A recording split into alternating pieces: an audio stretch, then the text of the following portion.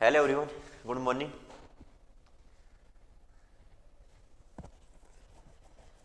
आवाज आ रहा है?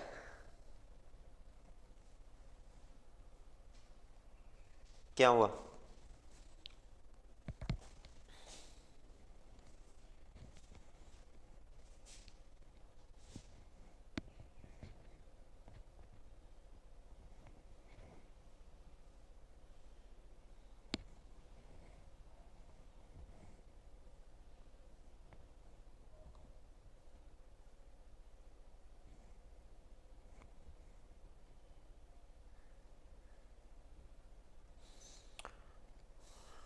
बताइए, आवाज आ रहा है या नहीं आ रहा?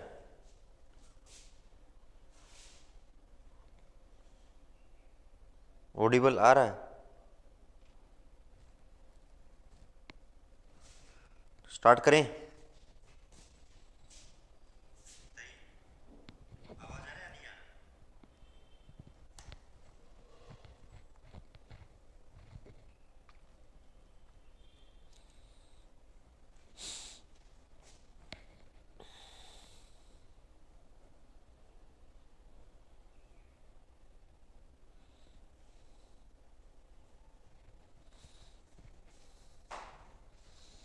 यस, आ रहा है। चलो स्टार्ट करते हैं भाई। Good morning everyone.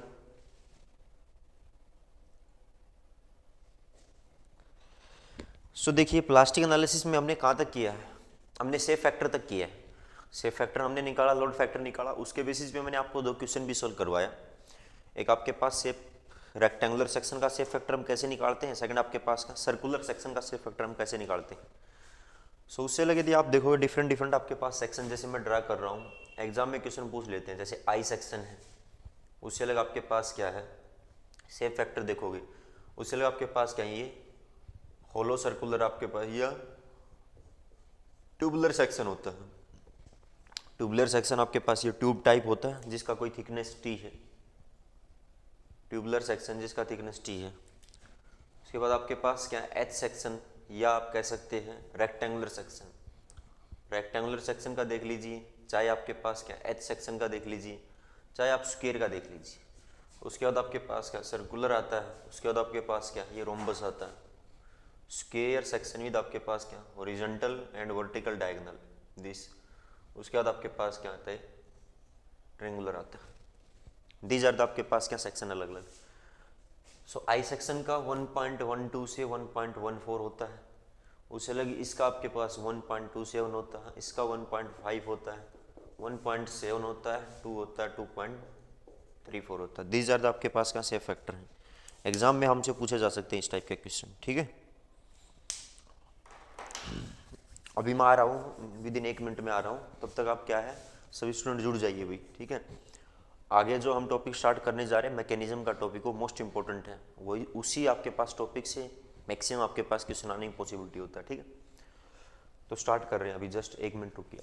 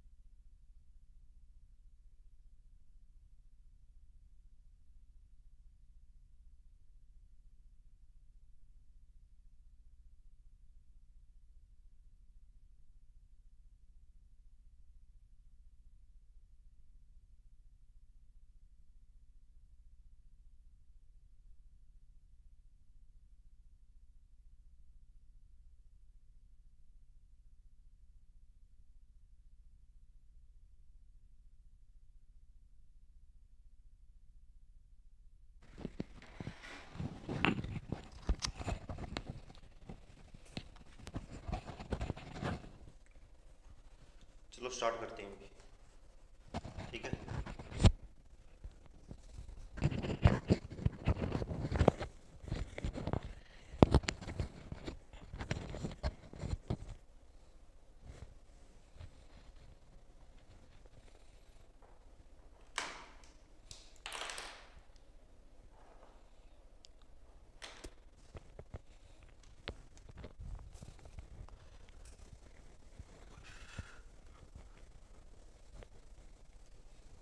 First of all आपके पास देखिए क्या मैकेनिज्म, क्या मैकेनिज्म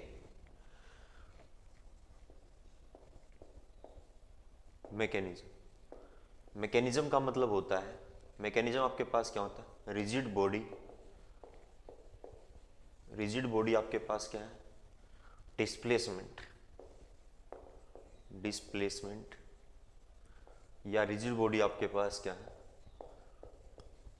रोटेशन, या आपके पास क्या अनस्टेबल। ये सभी आपके पास क्या है मैकेनिज्म के नेम होते हैं। मैकेनिज्म आपके पास मतलब आपके पास क्या अनस्टेबल स्ट्रक्चर को हम क्या बोलते हैं, मैकेनिज्म आपके पास फॉर्म हो चुका है। मैकेनिज्म का मतलब ये है जैसे जैसे आपके पास क्या स्ट्रक्चर को आप लोड करते जाओगे तो एक लोड होगा कोलैप्स लोड, उस कोलैप्स लोड पे आपका स्ट्रक्चर क्या हो जाएगा, कोलैप्स हो जाएगा, फेल हो जाएगा। यदि आपका स्ट्रक्चर कोलैप्स हो गया, फेल हो गया, इसका मतलब आपके पास क्या अनस्टेबल हो गया आपका, ठीक है। मैकेनिज्म का मतलब आपके पास क्या मैकेनिज्म, मैकेनिज्म उसी स्टेट को बोला जाता है जिस पे आपका स्ट्रक्चर क्या हो रहा, कोलैप्स हो रहा है। मैकेनिज्म का डेफिनेशन आगे जाके मैं दूंगा आपको, उससे पहले आप देखिए कुछ पॉइंट बताइए मुझे। जैसे कि मैं एक एग्जांपल लेके चल रहा, जैसे कि हमने एक एग्जांपल लिया, ये एक सिंपली स्पोल्ड आपके पास क्या बीम है, अभी ये सिंपली स्पोल्ड आपके पास क्या हुआ बीम हो, इसके ऊपर हमने क्या लगा, एक पॉइंट लोड लगाया, इसके ऊपर क्या लग रहा, पॉइंट लोड लग रहा। इसका क्रॉस सेक्शन आपको पता, ये क्रॉस सेक्शन मान लिया आपने rectangular cross section B into D आपके पास, इसका बी एम डी आपको पता है इसका, क्योंकि मैं आपको पहले बता चुका हूँ कि प्लास्टिक एनालिसिस में हम सिर्फ क्या है बेंडिंग मोमेंट को ही रीड करते हैं, एक्सियल शियर फोर्स और ट्विस्टिंग मोमेंट को हम क्या कर चुके हैं, नेगलेक्ट कर चुके हैं, किसके थ्रू, अजम्पशन के थ्रू। तो सिर्फ मैं बेंडिंग मोमेंट के बारे में ही आपको क्या डिस्कस करूँगा यहाँ से। इसका यदि आप बी एम डी ड्रा करोगे तो ये आपके पास क्या आएगा, बी एम डी आएगा, दिस इज आपके पास बी एम डी, मतलब आपके पास क्या आएगा, पी एल बाई 4 आपके पास। मैक्सिमम बेंडिंग मोमेंट आपके पास कहाँ, यहाँ पे, ये आपके पास लोकेशन है सेंट्रल पॉइंट पे जहाँ पे मैक्सिमम बेंडिंग मोमेंट है। मैक्सिमम बेंडिंग मोमेंट यहाँ पे, तो बेंडिंग स्ट्रेस का डिस्ट्रीब्यूशन हमें पता है, बेंडिंग स्ट्रेस का डिस्ट्रीब्यूशन आपके पास क्या होता है, लीनियर होता है। मैक्सिमम आपके पास क्या आउटर, टॉप और बॉटम पे, तो ये पॉइंट और ये जो आपके पास पॉइंट है, दो पॉइंट आपके पास ए और बी, इन पॉइंट पे सबसे ज़्यादा स्ट्रेस आएगी, क्योंकि बेंडिंग स्ट्रेस हमारा क्या होता है, बेंडिंग स्ट्रेस होता है M by Z, bending moment upon section modulus होता है। तो आपके पास क्या, जहाँ पे बेंडिंग स्ट्रेस कहाँ पे ज़्यादा होगा, जहाँ पे मोमेंट आपके पास क्या होगा, ज़्यादा होगा, जेड। सेक्शन मॉडुलस इसका आपके पास क्या है, कांस्टेंट है, यूनिफॉर्म है, क्योंकि आपके पास क्या है प्रिज्मेटिक सेक्शन हमारे पास। तो यदि हम स्ट्रेस का डिस्ट्रीब्यूशन देखते हैं तो हमारा स्ट्रेस का डिस्ट्रीब्यूशन ये होता है, कहाँ तक होता है, ये आपके पास एफ ऑफ वाई तक, यील्ड स्ट्रेस तक आपके पास, विद इन इलास्टिक रेंज आपके पास क्या लीनियर इलास्टिक सॉरी लीनियर आपके पास क्या होता है, स्ट्रेस डायग्राम होता है। मैक्सिमम टॉप और बॉटम पे होगा, जीरो आपके पास कहाँ पे होगा, न्यूट्रल एक्सिस पे होगा। उसके बाद आप देखते जाओगे सबसे ज़्यादा स्ट्रेस आपके पास यहाँ पे है। सबसे पहले आपके पास जैसे जैसे लोड करते जाओगे बेंडिंग मोमेंट आपके पास इस सेक्शन में मैक्सिमम है, सबसे ज़्यादा स्ट्रेस ए और बी, टॉप और बॉटम पे होगा। सबसे पहले यील्ड स्ट्रेस कहाँ पे आएगा, सबसे पहले इस पॉइंट पे और इस पॉइंट पे क्या आएगा, F of Y yield stress आएगा। जैसे आपके पास यील्ड स्ट्रेस आया वो लोड आपके पास क्या होगा, यील्डिंग लोड होगा। उसके साथ साथ मैं आपको एक और कॉन्फ़िगरेशन बता देता हूँ, दूसरा साथ के साथ आपको ये बता देता हूँ, इलास्टिक कर्व हमने पहले बहुत किया, अभी स्ट्रक्चर का जो हमारा टॉपिक चल रहा है उसमें मैंने इलास्टिक कर्व आपको करवाया। इलास्टिक कर्व आपके पास किस टाइप का होता है, ये आपके पास क्या elastic curve, this is elastic curve, ये आपके पास क्या लग रहा है, लोड लग रहा है। तो आप देख सकते हो कि यहाँ पे लोड के अंडर ये जो स्लोप होता है, ये थीटा आपके पास यहाँ पे क्या होगा, जीरो होगा, इस पॉइंट पे सी पॉइंट पे अंडर पॉइंट लोड स्लोप क्या होता है, जीरो होता है आपके पास। यह आपने पहले भी चीज़ें किया है। अब यदि आप यहाँ से देखोगे जैसे जैसे आप लोड लगाओगे, लोड पी वाई आया तो आउटर पे एफ वाई स्ट्रेस आ चुका है। अब जैसे जैसे और ज़्यादा लोड बढ़ाओगे, जैसे आपका लोड पी वाई से ज़्यादा होगा तो बेंडिंग मोमेंट इसमें जो आएगा मोमेंट वो भी किससे ज़्यादा आएगा, एम वाई से आपके पास ज़्यादा आएगा। तो उस केस में आपके पास क्या अगला स्ट्रेस डायग्राम क्या होगा, अगले स्ट्रेस डायग्राम में क्या होगा, कुछ पोर्शन में एफ वाई आपके पास आ जाएगा, ये लीनियर हो जाएगा, इस टाइप का स्ट्रेस डायग्राम आ जाएगा।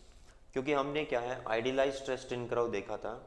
आइडियलाइज स्ट्रेस स्ट्रेन कर्व हमें क्या दिखा रहा था कि आपके पास क्या है, ये स्ट्रेस है, ये आपके पास क्या है, दिस इज आपके पास क्या स्ट्रेन है। तो ये देख सकते थे आप, जैसे ही एफ वाई स्ट्रेस पहुंचेगा, किस स्ट्रेन पे ऊपर पहुंचा, ई वाई के ऊपर पहुंचा।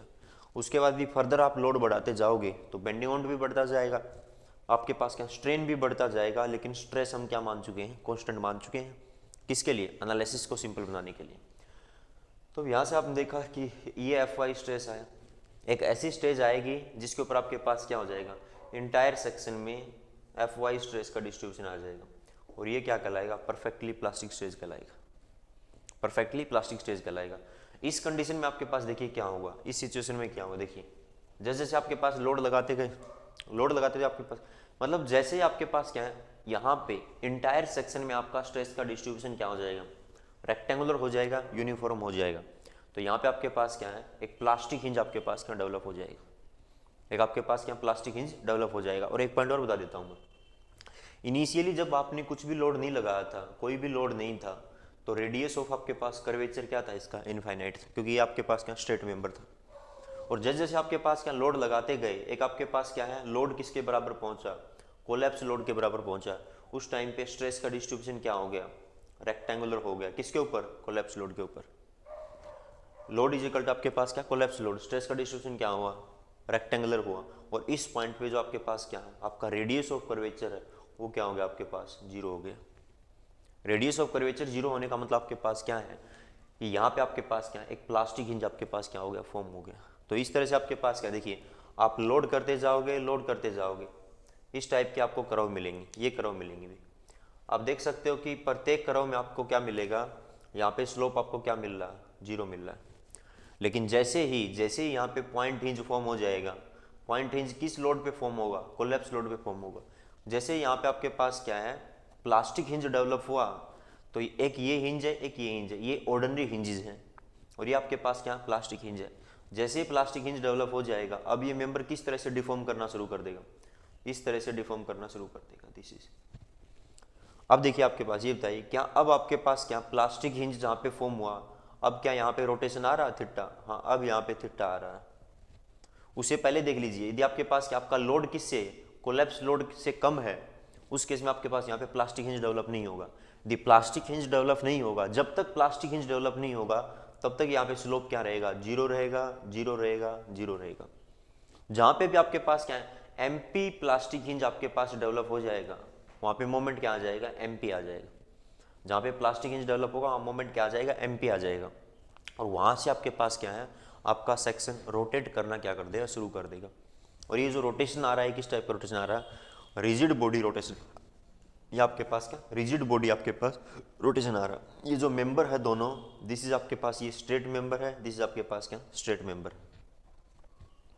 कुछ समझ पा रहे हो, कुछ समझ में आ रहा मैं क्या कर रहा हूँ। इसी को आपके पास क्या बोलते हैं, मैकेनिज्म बोलते हैं। तो एक डिटर्मिनेंट आपके पास स्ट्रक्चर था, जैसे ही इसमें आपके पास क्या अंडर पॉइंट लोड एक प्लास्टिक हिंज आया, तो तीन आपके पास क्या हिंज बन चुके हैं, और तीनों आपके पास क्या कोलिनियर हिंजेस हैं। सो आपके पास क्या three collinear hinges make the structure आपके पास क्या अनस्टेबल। तीन कोलिनियर हिंजेस स्ट्रक्चर को आपके पास क्या बना देते हैं, अनस्टेबल बना देते हैं। तो ये हमारा क्या हो चुका है, अनस्टेबल हो चुका है। अनस्टेबल का मतलब आपके पास क्या इसका मैकेनिज्म हो चुका है, मैकेनिज्म, या आप कह सकते हो इसका रिजिड बॉडी आपके पास क्या रोटेशन हो चुका है। ठीक है, तो आपके पास जहाँ पे भी एमपी मोमेंट पहुंच जाएगा, एमपी मोमेंट कहाँ पहुंचेगा, एमपी मोमेंट वहाँ पहुंचेगा जहाँ पे स्ट्रेस का डिस्ट्रीब्यूशन क्या हो जाएगा, इंटायर सेक्शन में रेक्टेंगुलर हो जाएगा। एमपी मोमेंट आप किसके लिए लिखते थे, रेक्टेंगुलर स्ट्रेस के डिस्ट्रीब्यूशन के लिए हम क्या लिखते थे, एमपी मोमेंट लिखते थे आपके पास। तो जहाँ पे एमपी आया वहीं पे प्लास्टिक हिंज डेवलप होगा, और प्लास्टिक हिंज जहाँ पे भी डेवलप हुआ वहाँ पे आपके पास वो क्या करेगा, वो सेक्शन, वो बीम वहाँ से रोटेट करना शुरू कर देगा। और वो रोटेशन किस टाइप का रोटेशन आएगा, वो रोटेशन आएगा rigid body rotation. This is आपके पास क्या, ये आपके पास है rigid body rotation, this is not elastic rotation आपके पास। ठीक है, इज इट क्लियर, कुछ समझ पा रहे हो।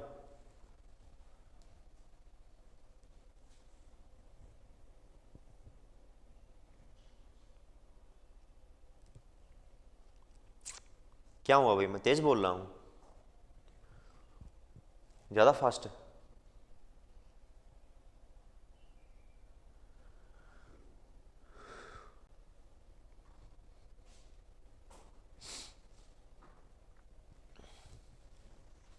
ज़्यादा फास्ट है क्या?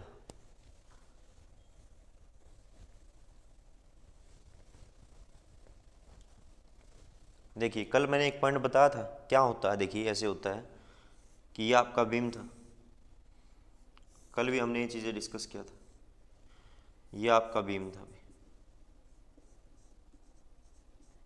ठीक है। इनिशियली इसका आपके पास रेडियस क्या था, इनफाइनाइट था, क्योंकि ये आपके पास क्या स्ट्रेट था। जैसे जैसे आपने इसको लोड किया तो इसके अंदर आपके पास क्या आ रहा था, डिफॉर्मेशन आ रहा था, दिस इस तरह से बेंड कर रहा था। और लोड लगा तो ये आपके पास क्या हुआ, ये रेडियस बन रहा था, दिस इज, इसका कोई रेडियस R1 होगा। उसके बाद और लोड लगाया आपने, तो और लोड लगाने पे आपके पास क्या ये जा रहा था, ये आपके पास क्या देखे, इसका कोई रेडियस R2 बनेगा। उसके बाद फर्दर और लोड लगाया तो और लोड पे आपके पास क्या ये इस तरह से जा रहा था, ये जाएगा, ये आपके पास आगे बढ़ाओगे तो कोई R3 रेडियस बन रहा है। एक ऐसा आपके पास पॉइंट, फर्दर आपने लोड किया ये फॉर्म हुआ, उसके बाद फिर लोड किया ये फॉर्म हुआ, ठीक है। एक ऐसा पॉइंट आएगा जिस पे आपके पास क्या हो जाएगा, ये जो आपका रेडियस है ये क्या आपके पास क्या हो जाएगा, जीरो हो जाएगा। वो लोड क्या कहलाएगा, वो लोड कोलैप्स लोड कहलाएगा। जब रेडियस आपके पास जीरो हो चुका है उस टाइम पे यहाँ पे आपके पास क्या आ जाएगा, एक प्लास्टिक हिंज आ जाएगा। जब यहाँ पे रेडियस जीरो हो चुका है मतलब उस टाइम पे यहाँ पे स्ट्रेस का डिस्ट्रीब्यूशन क्या हो चुका है, ये हो जाएगा। मतलब ये आपके पास स्ट्रेस का डिस्ट्रीब्यूशन क्या है, मतलब यहाँ मोमेंट कितना आ जाएगा, MP आ जाएगा, मोमेंट MP आ जाएगा, रेडियस आपके पास क्या है, जीरो हो जाएगा, लोड आपके पास कोलैप्स लोड हो जाएगा, मोमेंट आपके पास MP हो जाएगा, स्ट्रेस का डिस्ट्रीब्यूशन रेक्टेंगुलर हो जाएगा। कि जैसे ही आपके पास इस सेक्शन पे इंटायर डेप्थ के अंदर आपके पास क्या आया, Fy स्ट्रेस आएगा, तो इंटायर आपका ये सेक्शन क्या कर चुका है, यील्डिंग आपके पास स्टार्ट हो चुका है यहाँ पे, मतलब प्लास्टिक डिफॉर्मेशन स्टार्ट हो चुका है। और एक आपके पास क्या, लार्ज प्लास्टिक डिफॉर्मेशन के बाद यहाँ से आपके पास क्या हो जाएगा, क्रैक हो जाएगा, टूट जाएगा, आपके पास फेल हो जाएगा, ठीक है। तो ये आपके पास जो प्लास्टिक हिंज जो फॉर्म हो रहा है कहाँ पे, जहाँ पे मोमेंट MP रीच कर चुका है, जहाँ पे स्ट्रेस का डिस्ट्रीब्यूशन रेक्टेंगुलर हो चुका है, जहाँ पे आपके पास रेडियस ऑफ कर्वेचर जीरो हो चुका है, उसको हम क्या बोलते हैं, इसी कंडीशन को हम मैकेनिज्म बोलते हैं। मैकेनिज्म मतलब हमारा अनस्टेबल हो चुका स्ट्रक्चर, फेल हो चुका आपके पास। कुछ समझ पा रहे हो मैं क्या कह रहा हूँ? प्राबल शर्मा, रोकिंग सिव, टेक्निकल सिविल, बताइए भाई कुछ समझ पा रहे मैं क्या कह रहा हूँ? कि आपके पास प्लास्टिक हिंज कब फॉर्म हुआ, उसके लिए मैंने आपको अलग अलग सिचुएशन बता दिया, डायग्राम भी आपको ड्रा करके बता दिए। जैसे जैसे लोड लगाओगे मोमेंट बढ़ेगा, मोमेंट बढ़ेगा, आपके पास रेडियस ऑफ कर्वेचर कम होगा। एक ऐसा पॉइंट आएगा जब रेडियस ऑफ कर्वेचर जीरो हो जाएगा। रेडियस ऑफ कर्वेचर जीरो कब होगा, जब आपके पास क्या स्ट्रेस डिस्ट्रीब्यूशन वहाँ पे क्या हो जाएगा, रेक्टेंगुलर हो जाएगा, मोमेंट क्या पहुँच जाएगा, MP मोमेंट पहुँच जाएगा। और जैसे आपके पास क्या है उस टाइम पे वहाँ पे क्या हो जाएगा, प्लास्टिक हिंज डेवलप हो जाएगा। और यहाँ पे जैसे ही प्लास्टिक हिंज डेवलप हुआ, अब ये बताइए, मुझे ये बताइए, ये आपका एक बीम है, इसमें आप देख सकते हैं ये आपके पास क्या है, ये एक हिंज है, ऑर्डिनरी हिंज है, ये भी आपके पास एक हिंज है। यदि मैंने इसमें आपके पास क्या एक और यहाँ पे हिंज आपके पास क्या आपने प्रोवाइड किया, तो ये आपके पास किस टाइप का स्ट्रक्चर होता है, ये अनस्टेबल स्ट्रक्चर होता है। इसका DS आपके पास क्या होता है, -1 होता है, क्योंकि आपके पास क्या है 3, ये एक हिंज ये हुआ, एक ये हुआ, एक ये हुआ, 3 आपके पास क्या हिंजेस हैं, तीनों क्या कोलिनियर है, कोलिनियर मतलब एक ही लाइन में है। तो ये स्ट्रक्चर क्या बना देंगे, अनस्टेबल बना देंगे। अनस्टेबल मतलब आपके पास क्या है, इसके अबाउट ये आपके पास देखिए ये ऐसे रोटेट कर जाएगा, दिस इज, ये इस तरह से रोटेट कर जाएगा, दिस इज आपके पास इस टाइप का आपके पास रोटेशन हो जाएगा। और ये रोटेशन आपके पास क्या कहलाएगा, रिजिड बॉडी रोटेशन कहलाएगा। ये मेंबर जब आपके पास क्या रोटेट करेगा at the time of mechanism, तो ये क्या रहेगा, दिस इज आपके पास क्या स्ट्रेट रहेगा। इसको हम क्या स्ट्रेट कंसिडर करके चलते हैं। इज इट क्लियर,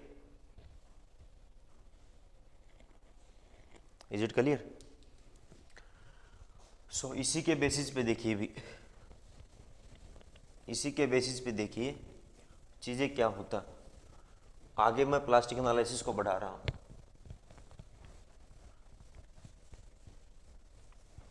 और एक पॉइंट आपको ये बताया है, जहाँ पे भी आपके पास MP मोमेंट आएगा वहाँ पे हिंज आएगा, और वहाँ पे आपके पास क्या है, आपका बीम क्या करेगा, रोटेट करना शुरू कर देगा, रिजिड बॉडी रोटेशन आना शुरू हो जाएगा। जैसे ये मैंने पॉइंट बताया था, जैसे कि आपके पास ये एक सिंपली सपोर्टेड मैंने बीम रखा था, इसके ऊपर आप लोड लगाइए सेंटर पे, तो इलास्टिक कर्व आप देखिए क्या आएगा, इसका इलास्टिक कर्व ये आएगा। इस इलास्टिक कर्व में आप देख सकते हैं कि अंडर पॉइंट लोड, यहाँ पे रोटेशन क्या आ रहा हमारा, थीटा 0 होगी। लोड बढ़ाते जाइए, कितना भी लोड बढ़ा लीजिए, कितना भी लोड बढ़ा लीजिए, आपके पास रोटेशन क्या रहेगा, 0 ही रहेगा, 0 ही रहेगा। लेकिन जैसे ही ये लोड आपके पास किसके बराबर हुआ, कोलैप्स लोड के बराबर हुआ, यहाँ पे आपके पास क्या आ जाएगा, प्लास्टिक हिंज आ जाएगा। प्लास्टिक हिंज आपके पास आया, प्लास्टिक हिंज आया, इसका मतलब यहाँ पे क्या हो चुका होगा, मतलब आपके पास क्या एमपी मोमेंट आ चुका होगा, मतलब स्ट्रेस का डिस्ट्रीब्यूशन इस सेक्शन पे रेक्टेंगुलर हो चुका होगा, मतलब रेडियस ऑफ कर्वेचर यहाँ पे 0 हो चुका होगा। ये सभी कंडीशन हो चुकी होंगी। जैसे ही प्लास्टिक हिंज आया, अब आपके पास क्या करेगा, इस तरह से रोटेट करना शुरू कर देगा। This is the rotation. और ये आप देख सकते हैं, पहले आपके पास रोटेशन क्या आ रहा था, 0 आ रहा था। अब आप देखिए यहाँ पे, ये आपके पास थीटा क्या आया, रोटेशन आया। और ये रोटेशन आपके पास कब पॉसिबल है, ये तभी पॉसिबल है जब यहाँ पे मोमेंट क्या आए, एमपी मोमेंट आए। दिस इज आपके पास क्या, MP moment. Is it clear, clear है।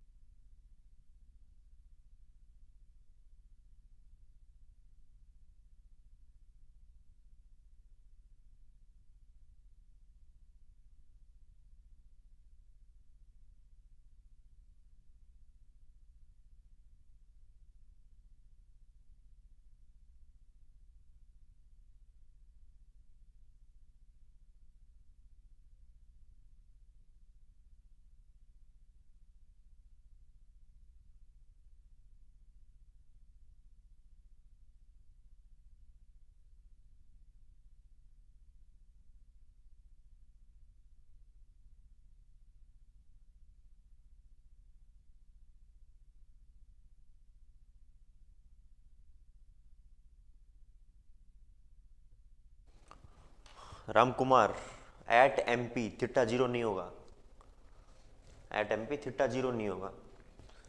थीटा तो कब 0 था, जब मोमेंट क्या था, एमपी से लेस था।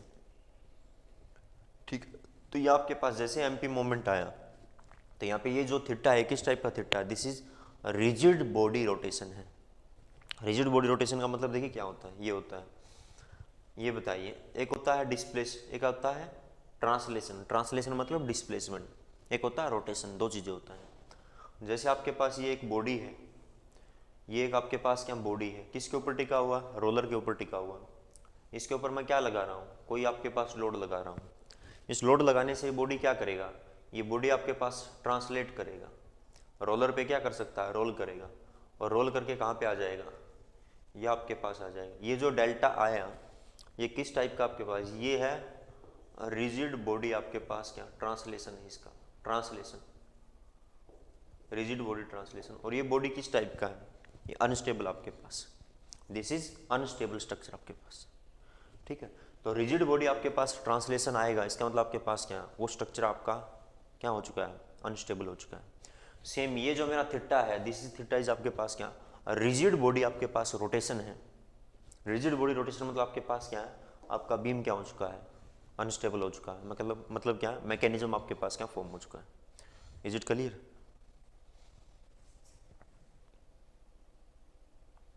रोटेशन को प्रिवेंट कैसे करेंगे, हाँ, till MP theta will be 0, till MP, इस केस में एमपी तक थीटा, एमपी से पहले तक थीटा 0 था।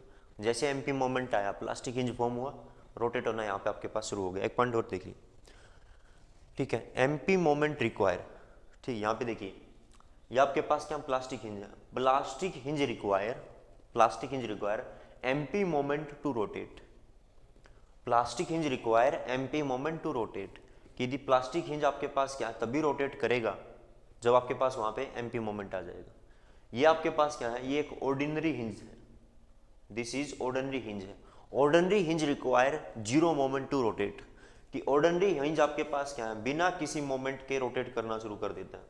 जैसे आपके पास एक बीम है, ये मैंने पॉइंट रोड लगा, ये बताइए यहाँ बेंडिंग मोमेंट कितना है, एंड पे दोनों में बेंडिंग मोमेंट कितना है, 0 है, बेंडिंग मोमेंट तो 0 है। लेकिन जैसे ही आप लोड लगाओगे तो ये बताइए रोटेशन आया नहीं आया, ये आपके पास रोटेशन आया नहीं आया, थीटा किस पे, this is ordinary hinge. Ordinary hinge require, ordinary hinge require zero moment to rotate. Ordinary hinge बिना किसी मोमेंट के ही रोटेट करना शुरू कर देगा, लेकिन जो प्लास्टिक हिंज होगा उसको रोटेट करने के लिए क्या चाहिए, एम्पी मोमेंट चाहिए। ठीक है, सो दिस इज आपके पास क्या है, ये अलग अलग आपके पास क्या कंडीशन हुआ ऑर्डिनरी हिंज और प्लास्टिक हिंज के लिए। रविशंकर आप कह रहे हैं कि रोटेशन को प्रिवेंट कैसे करेंगे, रोटेशन को प्रिवेंट कैसे करोगे भाई, रोटेशन को प्रिवेंट कैसे करोगे। ठीक है, रोटेशन को प्रिवेंट हम कैसे करें बताइए। रोटेशन को प्रिवेंट हम नहीं कर पाएंगे, यहाँ पे मैकेनिज्म हो रहा है आपके पास। ठीक है, दिस इज आपके पास क्या मैकेनिज्म फॉर्म हो रहा है।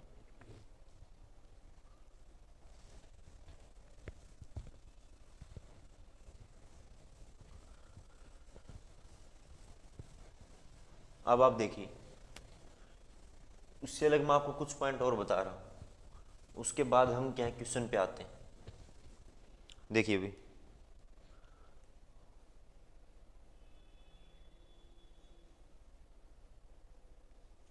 हाँ राम कुमार सही बात। अभी plastic hinge require MP moment to rotate, ordinary hinge require zero moment to rotate. सही है अभी आपके पास पॉइंट,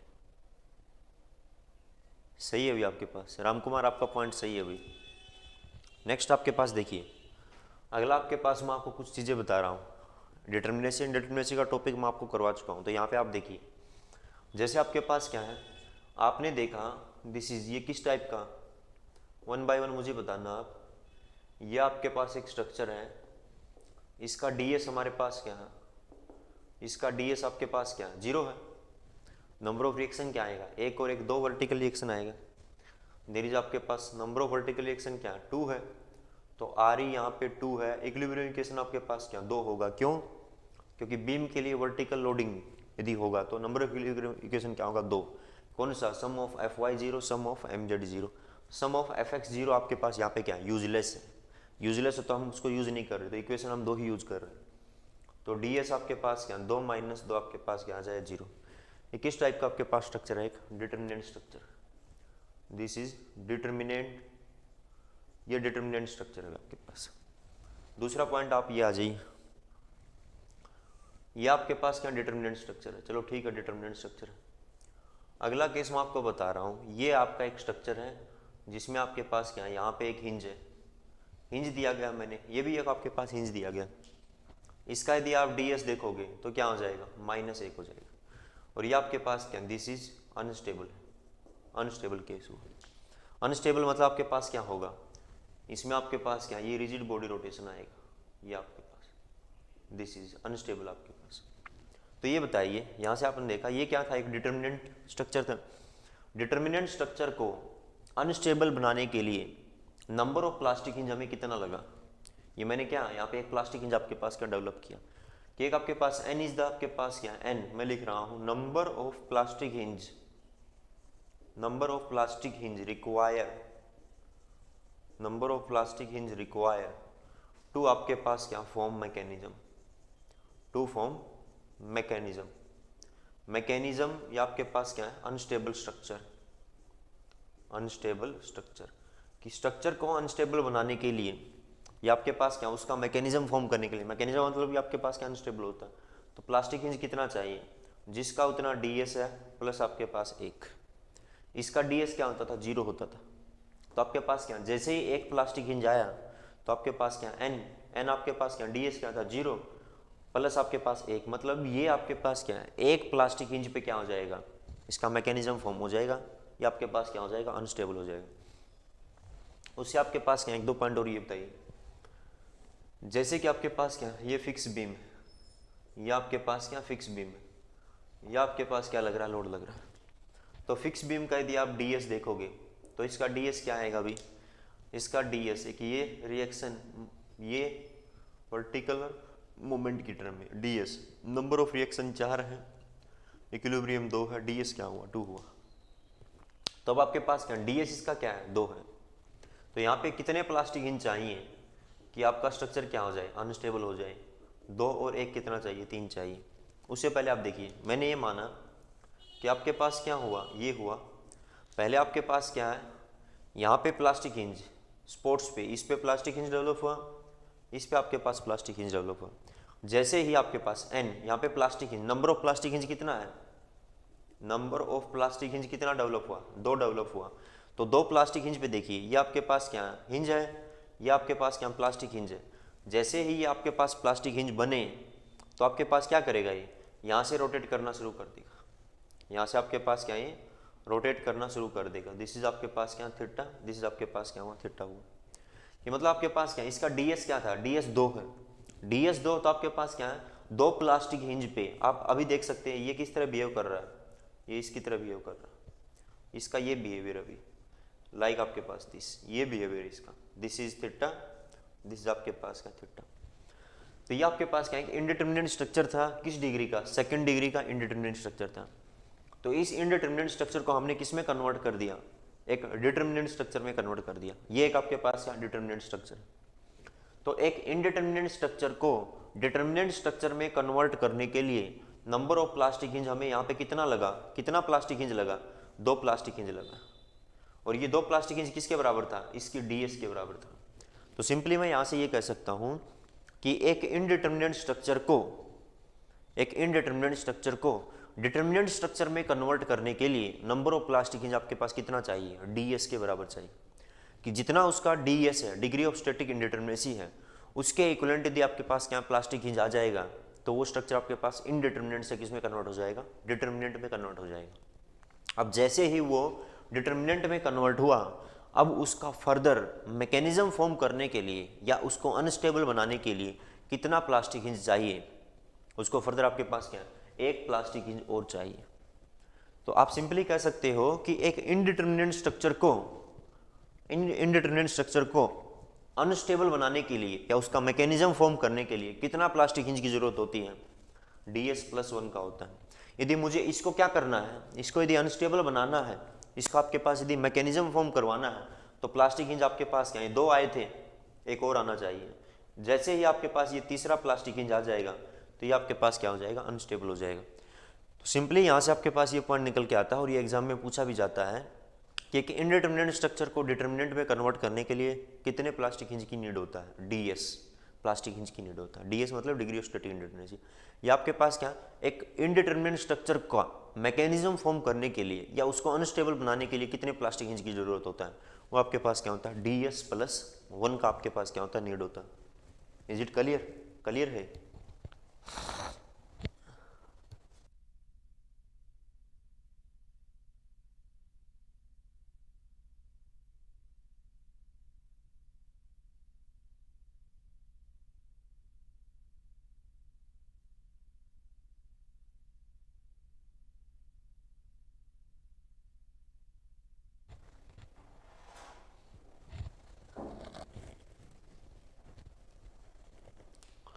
n = ds+1, ठीक है अभी, ठीक है। Indeterminate structure to determinate structure, number of plastic hinge required ds, ठीक है भाई राम कुमार, ठीक है भाई आपका सही है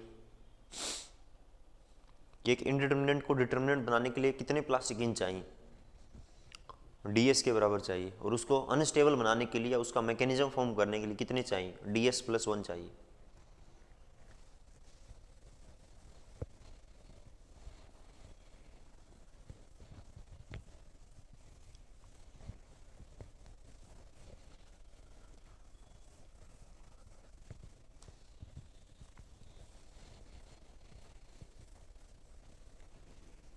नेक्स्ट आप देखिए, उससे लगा आपके पास क्या है,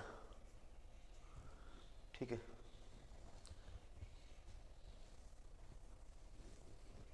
समझ पा रहे हो क्या कुछ,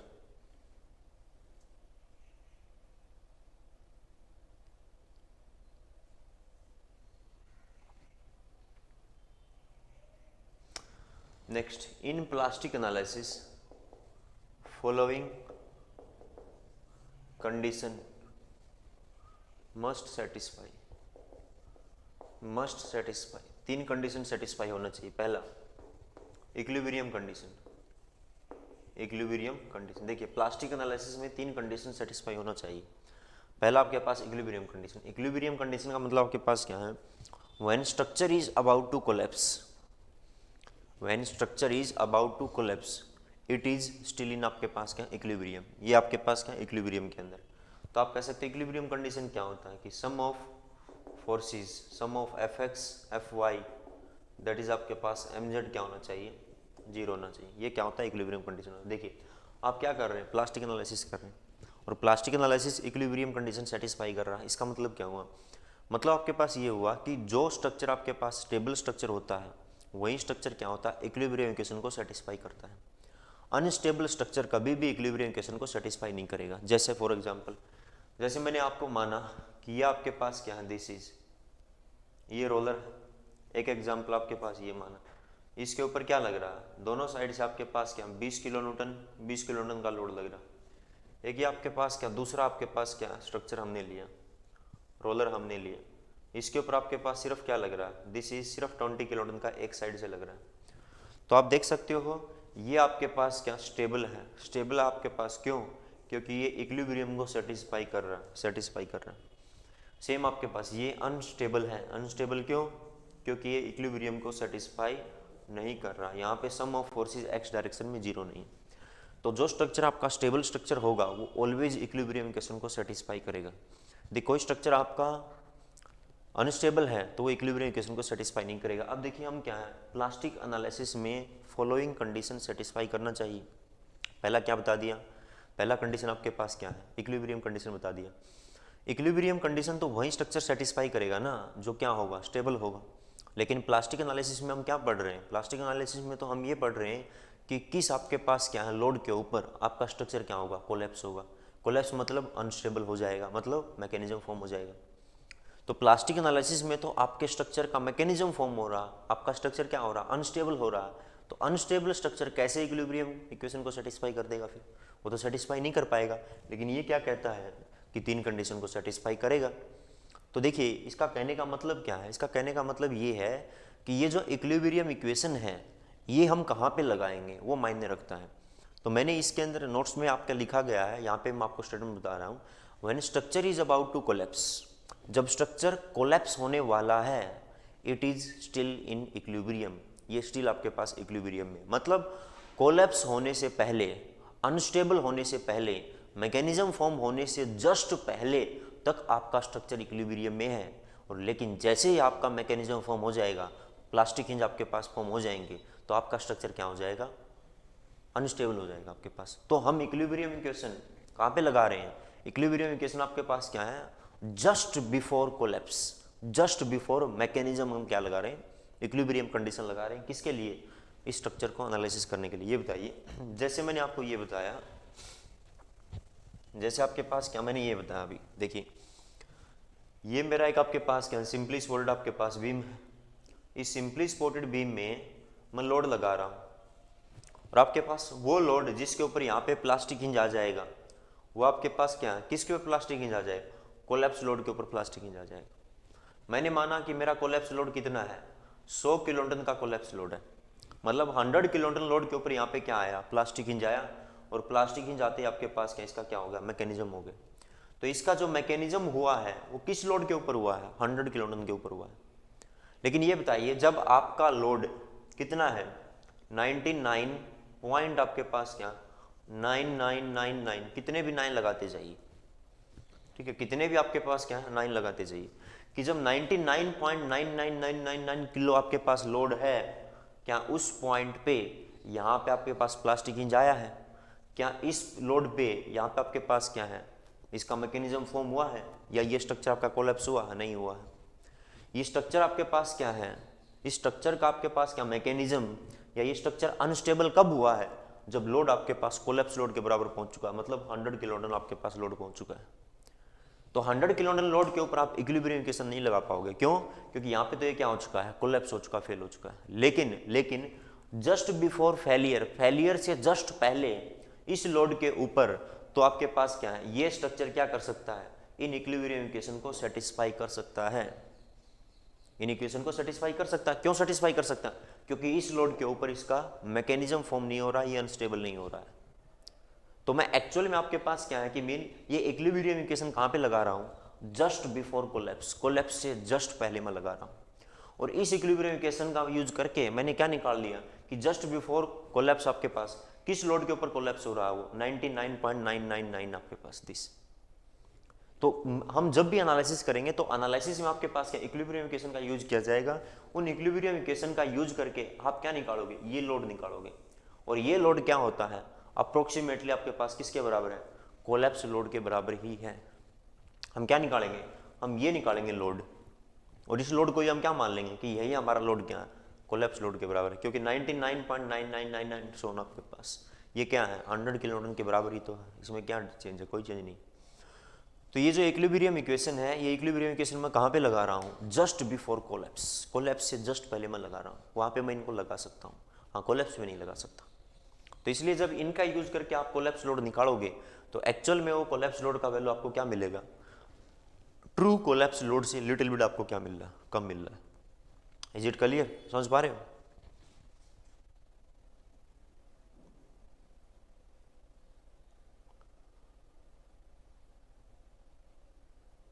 mechanism mean making it unstable, बिल्कुल सही है भी ऋषभ शुक्ला।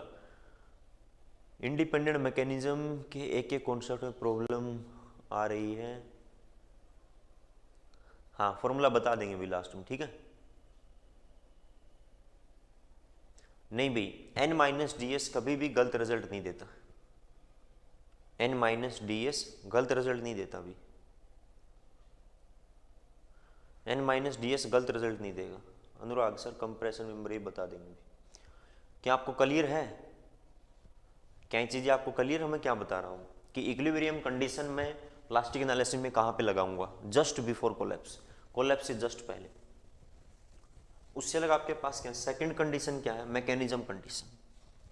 सेकंड कंडीशन आपके पास क्या है, mechanism condition.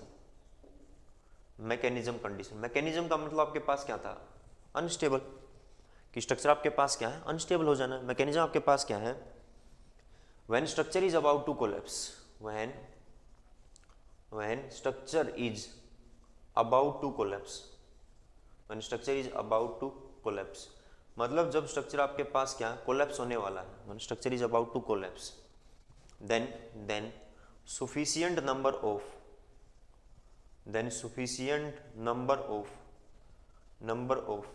plastic hinges, sufficient number of plastic hinges must be developed so that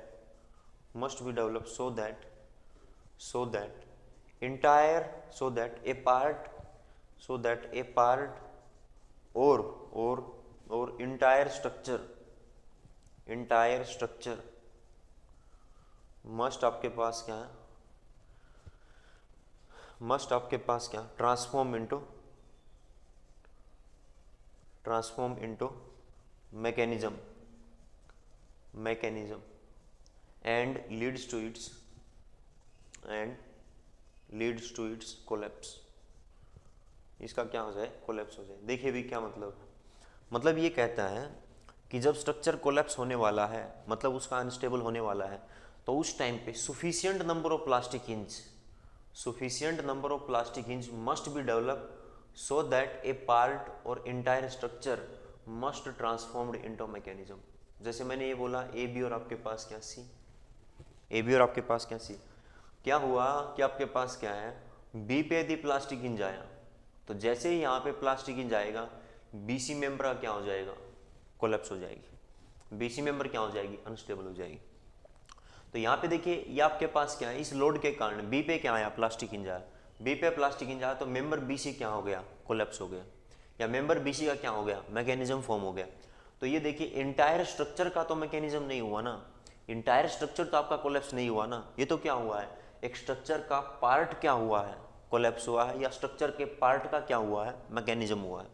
तो मैकेनिज्म का मतलब यही है कि जब आपके पास क्या है, when structure is about to collapse, जब स्ट्रक्चर कोलैप्स होने वाला है, देन सुफिशिएंट नंबर ऑफ, मतलब कम से कम इतना प्लास्टिक हिंज आए ताकि आपका या तो पूरा स्ट्रक्चर या स्ट्रक्चर का कोई ना कोई पार्ट क्या हो जाए, अनस्टेबल हो जाए, फेल हो जाए, उसको क्या बोला गया, मैकेनिज्म बोला गया। मैकेनिज्म मतलब अनस्टेबल, या तो आपके पास क्या पूरा स्ट्रक्चर का मैकेनिज्म फॉर्म हो जाए, या स्ट्रक्चर के किसी भी पार्ट का आपके पास क्या मैकेनिज्म फॉर्म हो जाए, तो उसको हम क्या बोलेंगे, दैट इज आपके पास मैकेनिज्म और अनस्टेबल। जैसे देखिए आप किसी स्ट्रक्चर को यूज कर रहे हो, किसी स्ट्रक्चर को आपके पास क्या यूज कर रहे हैं। यदि वो स्ट्रक्चर पूरा कंप्लीट आपके पास क्या है कोलैप्स हो गया या अनस्टेबल हो गया तो भी हम उसको मैकेनिज्म मानेंगे, या उसका कोई पार्ट, एक पार्ट आपके पास क्या हो गया कोलैप्स हो गया या उसका मैकेनिज्म फॉर्म हो गया तो उसको भी हम क्या मानेंगे, मैकेनिज्म मान के चलते हैं। मैकेनिज्म का मतलब क्या हुआ, चाहे तो आपके पास क्या है इंटायर स्ट्रक्चर का कोलैप्स या इंटायर स्ट्रक्चर का मैकेनिज्म, या आपके पास क्या पार्शियल आपके पास स्ट्रक्चर क्या हो जाए मैकेनिज्म हो जाए, कोलैप्स हो जाए। Is it clear? हाँ, equilibrium equation just before collapse, सही है भाई, जस्ट बिफोर कोलैप्स। तो ये सेकंड हमारा क्या है, सेकंड कंडीशन है जो सेटिस्फाई करेगा कि जब स्ट्रक्चर आपके पास क्या फेल होने वाला है, कोलैप्स होने वाला है, तो कम से कम आपके पास इतने प्लास्टिक हिंज तो फॉर्म होंगे ताकि या तो आपका पूरा स्ट्रक्चर या स्ट्रक्चर का पार्ट किसमें कन्वर्ट हो जाए, उसका मैकेनिज्म फॉर्म हो जाए या अनस्टेबल हो जाए। सी आपके पास क्या यील्ड कंडीशन, सी आपके पास क्या होती है यील्ड कंडीशन। यील्ड कंडीशन का मतलब आपके पास ये होता है कि आपके पास क्या है bending moment at any section, bending moment at any section should be less than equal to आपके पास क्या एमपी प्लास्टिक मोमेंट आपके पास, या आप कह सकते हो कोलैप्स लोड आपके पास should be less than equal to sorry W, this is आपके पास W collapse load should be less than true collapse load, W U is आपके पास क्या true collapse load, true collapse load, this is आपके पास W मैंने लिख दिया कोलैप्स लोड, कोलैप्स लोड।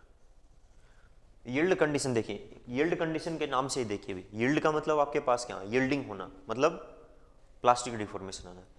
तो यील्ड कंडीशन आपके पास क्या होता है, मतलब आपके पास क्या है यील्ड कंडीशन में व्हेन स्ट्रक्चर इज, इस केस में आप क्या कह सकते हो कि बेंडिंग, व्हेन आपके पास क्या है bending moment at any section should be less than equal to आपके पास क्या प्लास्टिक मोमेंट। इसके बारे में मैं आपको लिटिल बिट थोड़ा और बताऊंगा, ठीक है, उससे पहले आप कुछ पॉइंट देखिए, इसको मैं हटा रहा हूं। तो यहां से देखिए यदि आपके पास क्या है, देखिए यदि आपके पास क्या देखिए, देखिए जो मैं आपको ये एक वे से बोला जाए तो ये हमारा थ्योरी का पार्ट चल रहा है, तो ये थ्योरी के पार्ट में मैं आपको सभी पॉइंट क्लियर नहीं कर पाऊंगा, जब हम इसका क्वेश्चन सोल्व करेंगे तो उन क्वेश्चन से आपको चीज़ें समझ में आएंगी, वहाँ से भी आपके पास क्या कुछ पॉइंट इसके समझ में आ जाएंगे, ठीक है। तो थ्योरी में आपको कंप्लीट समझ नहीं पाओगे आप। अब यहाँ पे देखिए इफ आपके पास क्या अबोव 3 कंडीशन आर सेटिस्फाइड, यदि कोई स्ट्रक्चर आपका क्या है तीनों कंडीशन को सेटिस्फाई कर रहा है तो उस केस में हमें क्या है एक unique value of collapse load मिलेगी, unique value of collapse load मिलेगा। यूनिक वैल्यू का मतलब आपके पास क्या होता है वो मैं आगे जाके बताऊंगा। यूनिक मतलब एक single value of collapse load मिलेगी। उससे अलग आपके पास क्या है सेकंड आपके पास डिपेंडिंग अपॉन, डिपेंडिंग अपॉन, अब आपके पास क्या डिपेंड करता है कि आपका स्ट्रक्चर आपके पास क्या किस किस कंडीशन को सेटिस्फाई कर पाए, उसके बेसिस पे हमारे पास क्या होता है दो थ्योरम आपके पास। पहला आपके पास एक थ्योरम क्या है काइनेमेटिक थ्योरम, काइनेमेटिक मेथड कह सकते हो, थ्योरम कह सकते हैं, या इसको हम क्या बोलते हैं अपर बाउंड थ्योरम भी बोलते हैं, अपर बाउंड थ्योरम भी बोलते हैं। और बी आपके पास क्या है ये स्टैटिक्स आपके पास, दिस इज स्टैटिक्स मेथड, या आप कह सकते हो lower bound theorem, lower bound theorem, ये चीजें होता है। तो काइनेमेटिक आपके पास मेथड कि मतलब आपके पास क्या है यदि आपका स्ट्रक्चर, यदि आपका structure equilibrium, equilibrium condition and आपके पास क्या मैकेनिज्म कंडीशन, मैकेनिज्म कंडीशन, इन दो को यदि सेटिस्फाई कर रहा है तो आपके पास क्या है काइनेमेटिक मेथड या अपर बाउंड थ्योरम क्या कंसीडर करके चलता है कि आपके पास it's satisfied equilibrium and mechanism condition, ये इक्विलिब्रियम और मैकेनिज्म को सेटिस्फाई करता है, या आपके पास क्या है इट सेटिस्फाई इक्विलिब्रियम एंड आपके पास क्या है यील्ड कंडीशन, ये इन दो को आपके पास क्या करता है सेटिस्फाई करता है। कि आपके पास क्या कि तीन कंडीशन में से डिपेंड करेगा कि आपका स्ट्रक्चर फेल होने से पहले, अनस्टेबल होने से पहले किस किस कंडीशन को सेटिस्फाई कर रहा है। इक्विलिब्रियम कंडीशन को तो सेटिस्फाई करेगा ही करेगा, हम कहाँ पे लगा रहे हैं जस्ट बिफोर कोलैप्स से पहले। उसके बाद इक्विलिब्रियम के साथ यदि वो किसको मैकेनिज्म कंडीशन को सेटिस्फाई कर रहा है तो आपके पास काइनेमेटिक थ्योरम है, अपर बाउंड थ्योरम है, और यदि वो यील्ड को सेटिस्फाई कर रहा है इक्विलिब्रियम के साथ तो वो आपके पास क्या कहलाएगा that is lower bound theorem. तो नाम से ही देखिए इनकी, पहले तो यहाँ पे गौर कीजिए काइनेमेटिक का मतलब क्या होता है, स्टैटिक्स का मतलब क्या होता है, उसके बाद अपर और आपके पास क्या लोअर। काइनेमेटिक का मतलब, स्टैटिक्स का मतलब आपके पास क्या हो, स्टैटिक स्टेट होता है। काइनेमेटिक सेम देखिए, काइनेमेटिक इंडिटरमिनेसी और स्टैटिक इंडिटरमिनेसी के साथ रिलेट कर लीजिए स्ट्रक्चर को। अपर बाउंड, इसका अपर बाउंड का मतलब आपके पास क्या है, ये मैकेनिज्म कंडीशन को सेटिस्फाई कर रहा है। इसका मतलब ये हुआ कि अपर बाउंड थ्योरम में at the time of collapse, at the time of failure, जो आप कोलैप्स लोड निकालोगे वो कोलैप्स लोड या तो ज़्यादा होगा या बराबर होगा किसके, ट्रू कोलैप्स लोड के। कि आपके पास क्या, collapse load found, collapse load found by using upper bound theorem is always greater than और equal to true collapse load. True collapse load ये वो लोड है जिसका आपका स्ट्रक्चर क्या हो जाएगा, मैकेनिज्म फॉर्म हो जाएगा, ठीक है। बट आपके पास क्या, ये जो थ्योरम होगा, इस थ्योरम से यदि आप कोलैप्स लोड निकालोगे तो कोलैप्स लोड या तो आपको इसके बराबर देगा या इससे ज़्यादा वैल्यू देगा हमेशा। उसे लगा आप देखना, स्टैटिक्स मेथड जो है लोअर बाउंड थ्योरम है, ये आपके पास क्या कहता है कि collapse load found by using आपके पास क्या है, lower bound theorem is always आपके पास क्या, less than equal to true collapse load. यहाँ पे लोड आपको क्या है, या तो लेस मिलेगा या बराबर मिलेगा किससे, ट्रू कोलैप्स लोड से। तो देखना देखना आपके पास चीज़ें क्या होती है। जैसे यदि मैं एक क्वेश्चन को एनालाइज कर रहा हूँ तो एक क्वेश्चन में उसमें पहला लोड आया, जैसे मैंने बोल दिया कि 6 MP/L आया, दूसरा लोड आपके पास क्या आया, 4 MP/L आया। अलग अलग आपके पास क्या है, केस मान के चलने पड़ते हैं भी, कि एक क्वेश्चन को सोल्व किया मैंने, उस क्वेश्चन में आपके पास क्या है, एक केस में मेरा कोलैप्स लोड ये आया, दूसरे केस में कोलैप्स लोड ले आया, तो मेरा ट्रू कोलैप्स लोड क्या होगा, ट्रू कोलैप्स लोड मेरा क्या होगा, मिनिमम वाला वैल्यू होगा। इसमें आपका जो कोलैप्स लोड आप निकाल रहे हो वो या तो ट्रू कोलैप्स लोड से ज़्यादा निकाल रहे हो या उसके बराबर निकाल रहे हो। इसका मतलब आपके पास क्या, ये वैल्यू तो क्या है, ज़्यादा है, ये वैल्यू क्या है, कम है, तो कम वाला वैल्यू क्या होगा, ट्रू कोलैप्स लोड होगा।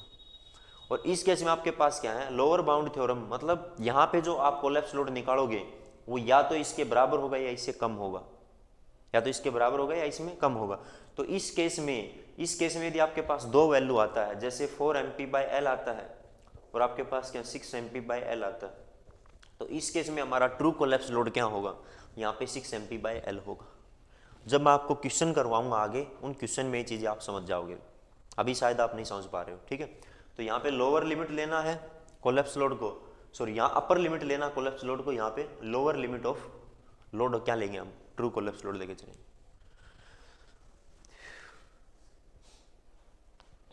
ऋषभ आप क्या कह रहे हैं भाई, सर पोर्टल फ्रेम में बीम में मिड में वर्टिकल लोडिंग हो तो लोकेशन ऑफ प्लास्टिक हिंज 5 होगी, DS 3 होगी, सो इंडिपेंडेंट मैकेनिज्म 2 होने चाहिए, पर सवे मैकेनिज्म बनेगा नहीं, केवल बीम मैकेनिज्म ही होगा। हाँ ऋषभ,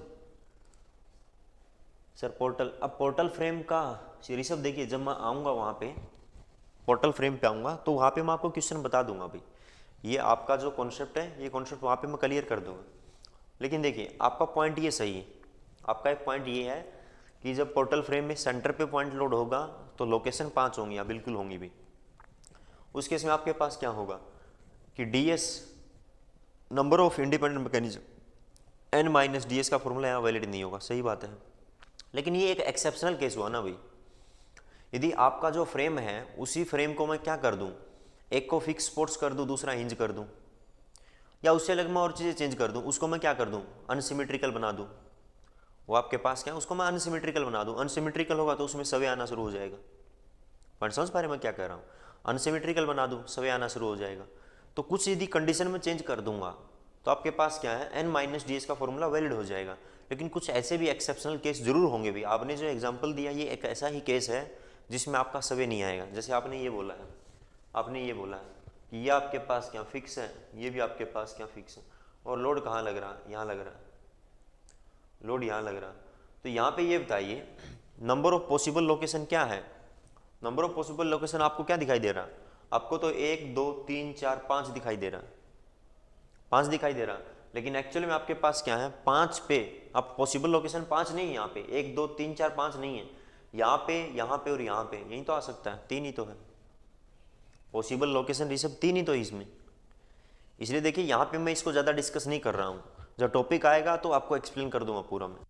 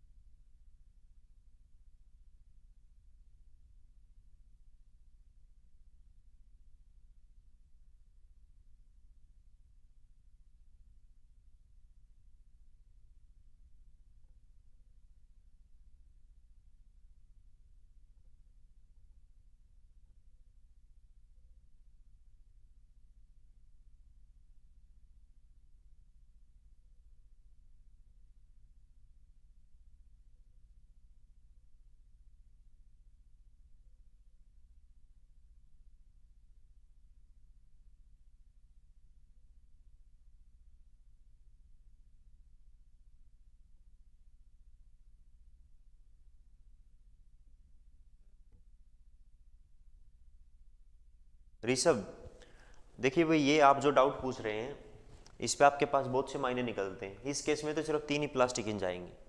ये 2 लोकेशन आपके पास पॉसिबल लोकेशन कैसे बन जाएगा, नहीं बनेगा ये तो।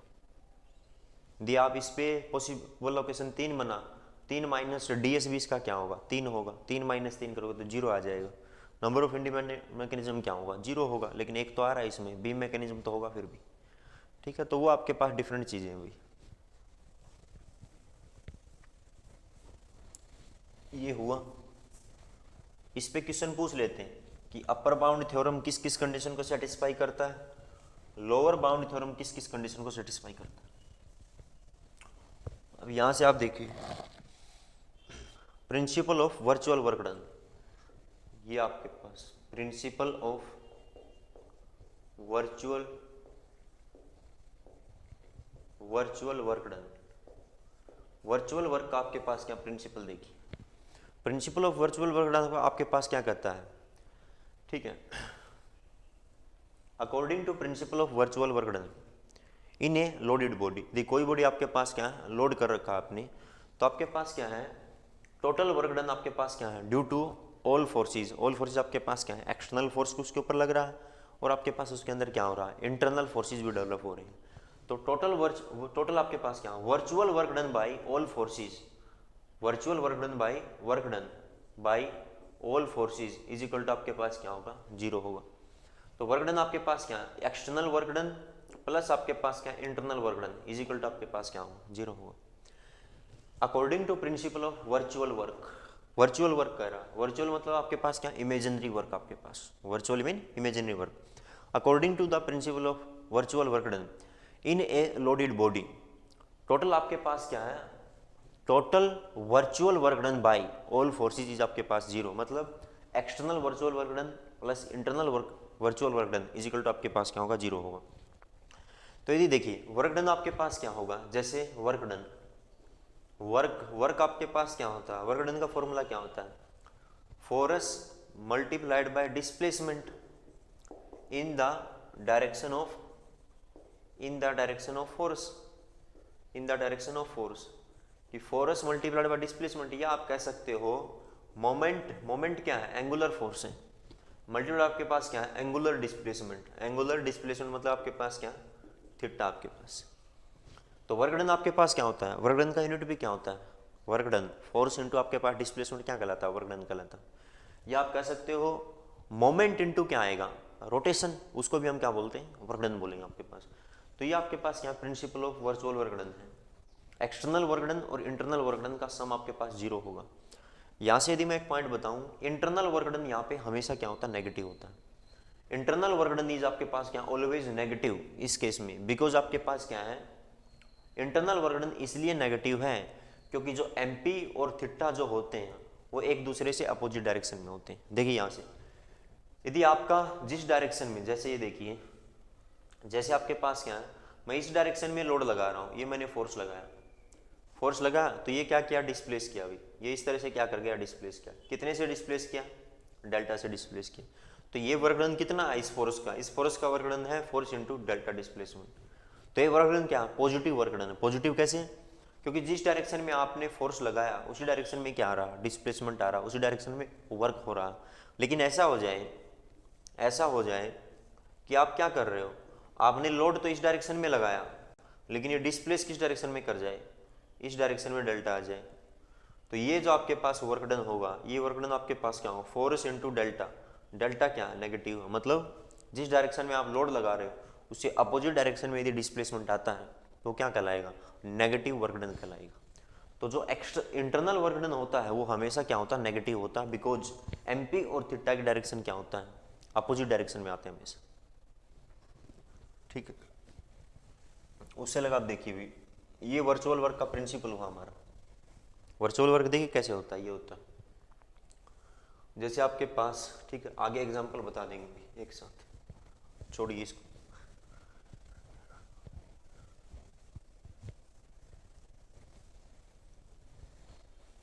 अभी देखिए एक पॉइंट और, नेक्स्ट आप देखिए, location of plastic hinges, location of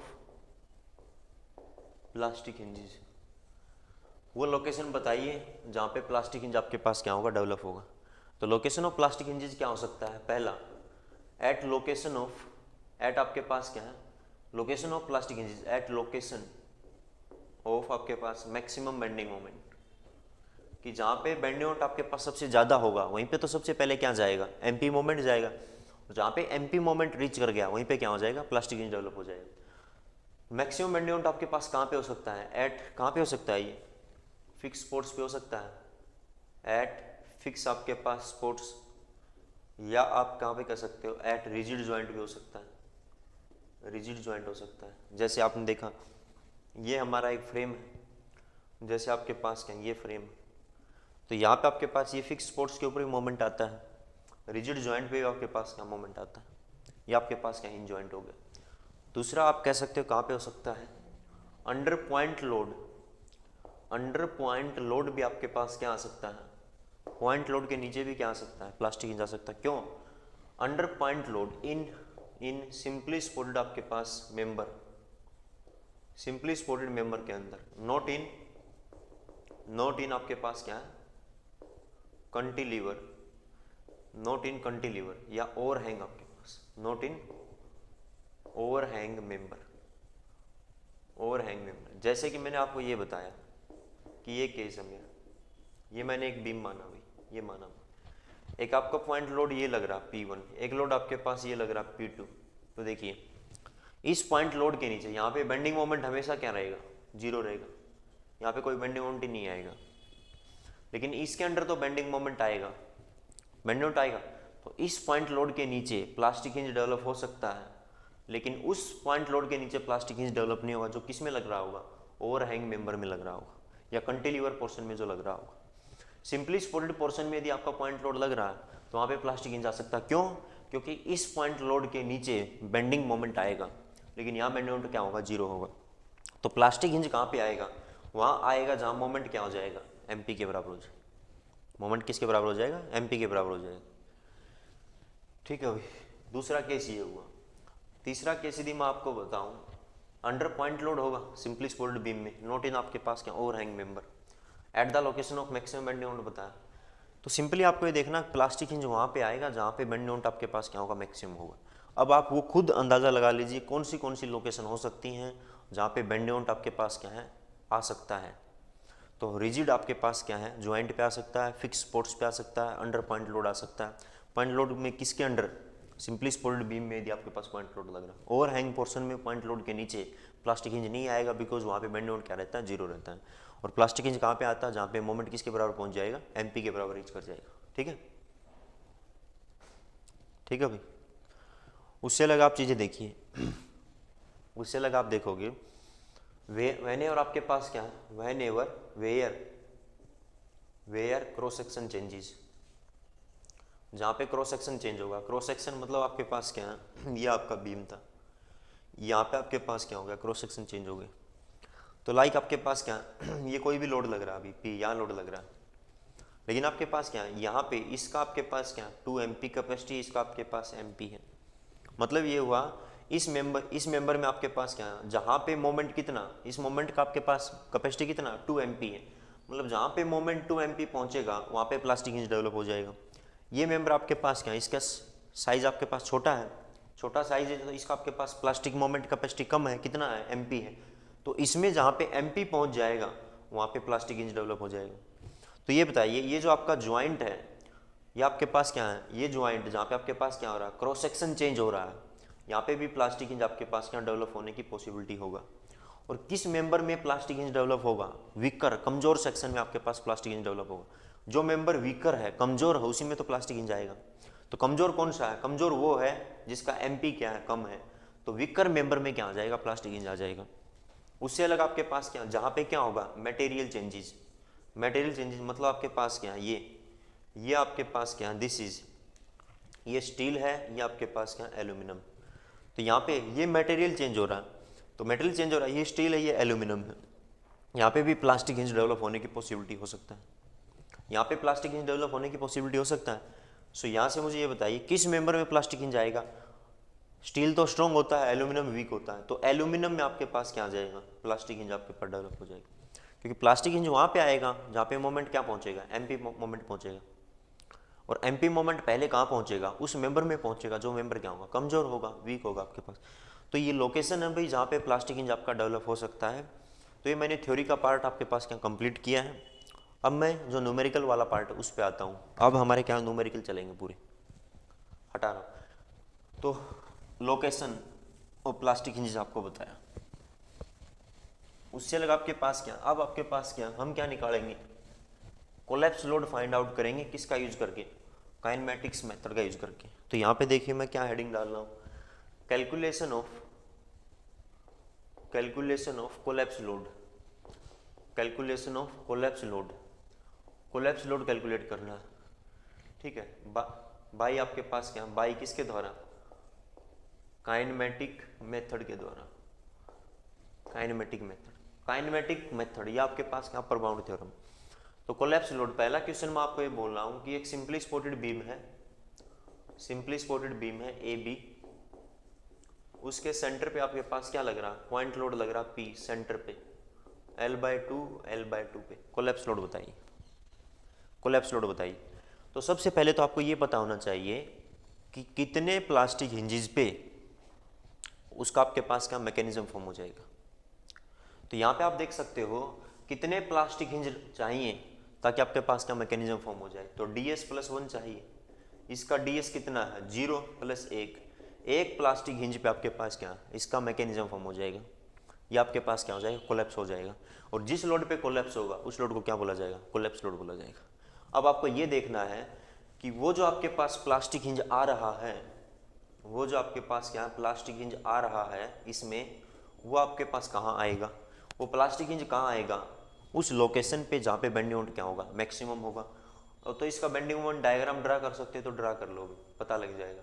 तो आप देख सकते हो मैक्सिमम बेंडिंग मोमेंट कहाँ पे है, सेंटर पे है, अंडर पॉइंट लोड है।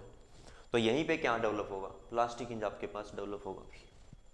और जब आपके पास प्लास्टिक हिंज डेवलप हो जाएगा तो लोड आपके पास क्या है, पी हो जाएगा, और मोमेंट आपके पास क्या, मोमेंट क्या होता था, PL/4 था। जैसे आपके पास लोड कोलैप्स लोड होगा तो मोमेंट कितना हो जाएगा, MP हो जाएगा। तो यहाँ से आप MP लिख सकते हो, MP कितना लिख सकते हो, PUL/4 लिख सकते हो, ठीक है। इसको छोड़िए, ये अलग पार्ट है, इसके बारे में आपको समझाऊंगा, चीज़ें बताऊंगा, इसके बारे में मैं अलग से बताऊंगा आपको। पहले आप इस साइड आ जाइए। तो ये बताइए मुझे, यहाँ पे आपके पास क्या होगा, एक ही आपके पास प्लास्टिक हिंज डेवलप होगा, वो किस पे आएगा, C पे आएगा भी, C पे, ये B है, ये आपके पास क्या पॉइंट आपके पास P है। जैसे ही लोड आपके पास कोलैप्स लोड हुआ तो यहाँ पे क्या आ जाएगा, प्लास्टिक हिंज आ जाएगा। अब मुझे ये बताइए, यहाँ पे प्लास्टिक हिंज आया तो दो आपके पास ऑर्डिनरी हिंजेस पहले से थे, एक तीसरा आपके पास हिंज आया, तो 3 कोलिनियर हिंजेस स्ट्रक्चर को क्या बना देंगे, अनस्टेबल बना देंगे। तो ये आपके पास क्या, अभी ये आपके पास डायग्राम है, दिस इज आपके पास। अब ये बताइए, जैसे ही आपके पास क्या यहाँ पे प्लास्टिक हिंज आया तो देखिए रोटेशन आना शुरू हो गया, थीटा रोटेशन आया, ये रोटेशन क्या आया, थीटा आया। जैसे ये रोटेशन थीटा आ रहा है, MP जो आएगा, MP इनसे अपोजिट डायरेक्शन में आएगा, ये MP आ जाएगा, ये आपके पास MP आ जाएगा। एंगल तो ये भी क्या है, थीटा है, ये भी क्या है, थीटा है, क्योंकि लेंथ आपके पास क्या है, L/2 है, L/2। ये आपके पास क्या ऑर्डिनरी हिंज है, ऑर्डिनरी हिंज पे जो रोटेशन आ रहा है उस रोटेशन के लिए आपको किसी मोमेंट की जरूरत नहीं होती, या आप कह सकते हैं ordinary hinge require 0 moment to rotate, 0 moment to rotate, but plastic hinge require MP moment to rotate, plastic hinge require MP moment to rotate. और ये फोर्स लोड इसके डायरेक्शन में ये आपके पास क्या आया, डिस्प्लेसमेंट क्या आया, डेल्टा आया। तो देखिए एज पर principle of virtual work done, principle of virtual work done आपके पास क्या होता है, external work done plus internal work done क्या होंगे, 0 होंगे। यहाँ पे देख लीजिए एक्सटर्नल वर्क डन, तो वर्क डन क्या होगा, फोर्स मल्टीप्लाइड बाय उसके डायरेक्शन में डिस्प्लेसमेंट। तो एक्सटर्नल वर्क कौन कर रहा है, ये लोड कर रहा है। इंटरनल वर्क कौन करेगा, इंटरनल फोर्सेज करेंगे। इंटरनल फोर्स कौन सा आपके पास, MP है, बेंडिंग मोमेंट है। इंटरनल जो आपके पास मोमेंट है वो आपके पास क्या हुआ, इंटरनल आपके पास फोर्स हुआ आपके लिए। तो एक्सटर्नल वर्क डन आपके पास, वर्क डन क्या हुआ, फोर्स मल्टीप्लाइड बाय उसकी डायरेक्शन में डिस्प्लेसमेंट। फोर्स कितना है, P है, उसकी डायरेक्शन में डिस्प्लेसमेंट कितना आया, डेल्टा आया, ये delta. Plus internal work done क्या है, इंटरनल वर्क डन आपके पास क्या होगा, फोर्स मल्टीप्लाइड बाय डिस्प्लेसमेंट। तो इंटरनल फोर्स क्या है, एमपी मोमेंट है। तो ये बताइए प्लस ये आपके पास क्या है, एमपी मोमेंट है। इस एमपी मोमेंट को आपने क्या माना, एंटी को मैंने माइनस मान लिया। तो ये देखिए जिस डायरेक्शन में आपका एमपी मोमेंट है एंटी क्लॉकवाइज है, रोटेशन किस में है, क्लॉकवाइज डायरेक्शन में। तो थीटा आपके पास अपोजिट डायरेक्शन में, तो थीटा को मैंने माइनस ले लिया। उससे अलग प्लस आपके पास क्या है, ये एमपी आपके पास देखिए दिस एमपी, ये एमपी आपके पास क्या है, क्लॉकवाइज है। एंटी को मैंने माइनस माना था, तो क्लॉकवाइज एमपी को मैं क्या मान लूंगा, इसको माइनस मान लूंगा, या आप ऐसा कर लीजिए, ये एमपी एंटी क्लॉकवाइज को माइनस माना, रोटेशन क्या है क्लॉकवाइज, क्लॉकवाइज तो आपके पास क्लॉकवाइज को प्लस माना। सेम प्लस आपके पास यहाँ पे देखोगे एमपी क्लॉकवाइज है प्लस माना, थीटा इसका एंटी क्लॉकवाइज है माइनस माना, तो यहाँ से क्या हो गया, जीरो हो गया। तो आप देख सकते हो कि एमपी और थीटा हमेशा अपोजिट डायरेक्शन में होंगे। जिस डायरेक्शन में आपका एमपी आएगा थीटा हमेशा उससे अपोजिट डायरेक्शन में आएगा। तो यहां से देखिए आप ये तो बता सकते थे ना कि रोटेशन आप हमेशा किससे लेते हो, उसकी इनिशियल पोजीशन से लेते हो। इनिशियली बीम हमारा क्या था, हॉरिजॉन्टल था, हॉरिजॉन्टल था। तो यदि मुझे ये एंगल निकालना था, ये थीटा एंगल, तो मैं कहां से शुरू करूंगा, मैं हमेशा कहां से शुरू करूंगा, जैसा जिसका इसका इनिशियल पोजीशन था, इनिशियल पोजीशन हॉरिजॉन्टल था, हॉरिजॉन्टल के साथ स्लोप दिखाऊंगा। यदि आप ऐसा स्लोप दिखाओगे तो ये आपके पास क्या, दिस इज रॉन्ग थिंग, ये गलत है अभी आपके पास। हमेशा स्लोप हम कहां से दिखाते हैं, उस मेंबर की इनिशियल पोजीशन से शुरू करते हैं हम स्लोप दिखाना। तो दिस इज आपके पास ये करेक्ट आपके पास क्या स्लोप है, this is correct, this is also correct, क्योंकि मैं कहां से ले रहा हूं, हॉरिजॉन्टल मेंबर से उसका स्लोप देख रहा हूं। क्यों, क्योंकि पहले भी वो आपके पास क्या हॉरिजॉन्टल ही था। तो ऐसा दिखाना गलत होगा, इसलिए ऐसा मत दिखाइए। हमेशा स्लोप किसके साथ लीजिए, उसकी इनिशियल पोजीशन के साथ लीजिए। तो ये थीटा है। अब आपको थीटा के बारे में पता लग चुका है कि थीटा ये है, तो एमपी उससे अपोजिट दिखा दीजिए, एमपी क्या दिखा दीजिए, अपोजिट दिखा दीजिए। तो आप देख सकते हैं internal work done minus MP theta, ये माइनस एमपी थीटा, तो P इंटू डेल्टा, ये डेल्टा क्या लिख सकते हो, इस डेल्टा को क्या मैं L/2 इंटू थीटा लिख सकता हूँ, L/2 इंटू थीटा लिख दिया मैंने। उस साइड जाके minus MP theta minus MP theta, 2 MP आपके पास थीटा आ जाएगा, थीटा से थीटा कैंसिल हो जाएगा, P लोड आपके पास क्या आ जाएगा, 4 MP/L आ जाएगा, ये कोलैप्स लोड है। दिस इज आपके पास क्या, कोलैप्स लोड। कुछ समझ पाए, इस क्वेश्चन को मैं फिर से समझा रहा हूँ भी, ठीक है। यदि आपको समझ में नहीं आया तो इसको फिर से डिस्कस करेंगे।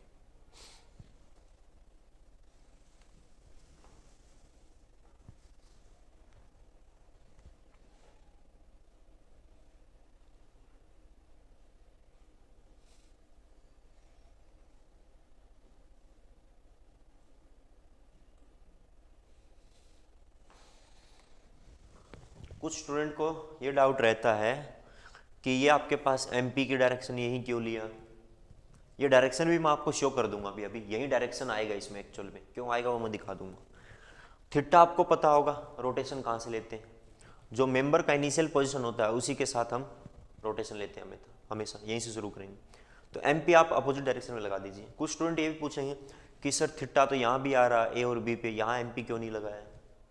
तो ये रोटेशन तो बिना किसी मोमेंट के होता है, किस पे होता है ये रोटेशन तो जीरो मोमेंट पे होता है।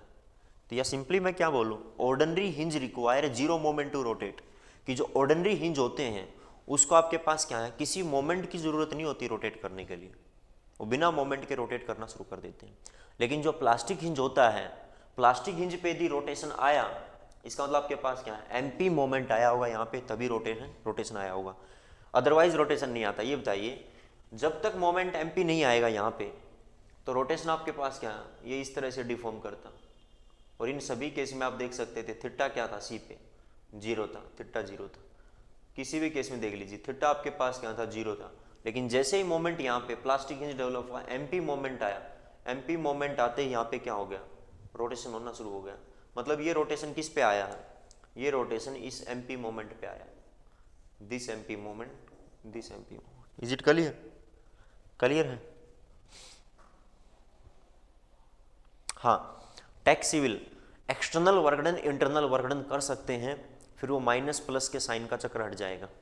देखिए ये जो इंटरनल वर्कडन है ये माइनस ही तो आएगा, माइनस आया, माइनस आया, उस साइड ले जाइए आप, या आप ऐसे लिख लीजिए पहले ही कि external is equal to internal, क्योंकि इंटरनल इस साइड जाके क्या हो जाएगा, प्लस हो जाएगा। तो अब आप इस साइड क्या लिखोगे, इस साइड डायरेक्टली क्या लिखोगे, एक्सटर्नल क्या है आपका पी इंटू डेल्टा, इंटरनल आप क्या लिखोगे, एक एमपी थीटा यहाँ पे है, दूसरा एमपी थीटा यहाँ पे प्लस एमपी थीटा, तो ये डायरेक्ट कर दीजिए भी, ऐसा कर दीजिए। तो सिर्फ पहला केस मैंने करके दिखाया, आगे मैं जो भी केस करूंगा इसी कॉन्सेप्ट के बेस पे करूंगा कि आपको सिर्फ एक्सटर्नल वर्क डन देखना है, इंटरनल वर्क डन आप क्या लिखोगे, पॉजिटिव ही लिखोगे फिर, क्योंकि इस साइड नेगेटिव था, उस साइड जाके क्या हो जाएगा, पॉजिटिव हो जाएगा। Is it clear? अभी देखिए कुछ स्टूडेंट ये सोच रहे हैं, ये बताइए कि ये मोमेंट एमपी ऐसे ही क्यों आया, या ऐसे क्यों आया, उसका मैं आपसे कॉन्सेप्ट पूछ रहा हूँ। ये बताइए, ए है, बी है, ये पॉइंट लोड क्या लग रहा, पी लग रहा, इसका बीएमडी आपके पास क्या, यही आता है ना, दिस इज पॉजिटिव है, सैगिंग है।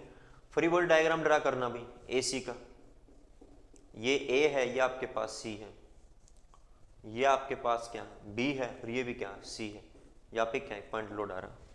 फ्री बॉडी डायग्राम, यहाँ मोमेंट कितना है PL/4, और क्या सैगिंग, सैगिंग का मतलब क्या होता है ये बताइए, ये सैगिंग है या नहीं है, ये सैगिंग है या नहीं। ये जो मोमेंट आप दिखाओगे ये भी PL/4, this is also PL/4, ये मोमेंट कौन सा है, सैगिंग मोमेंट है, पॉजिटिव मोमेंट। क्यों?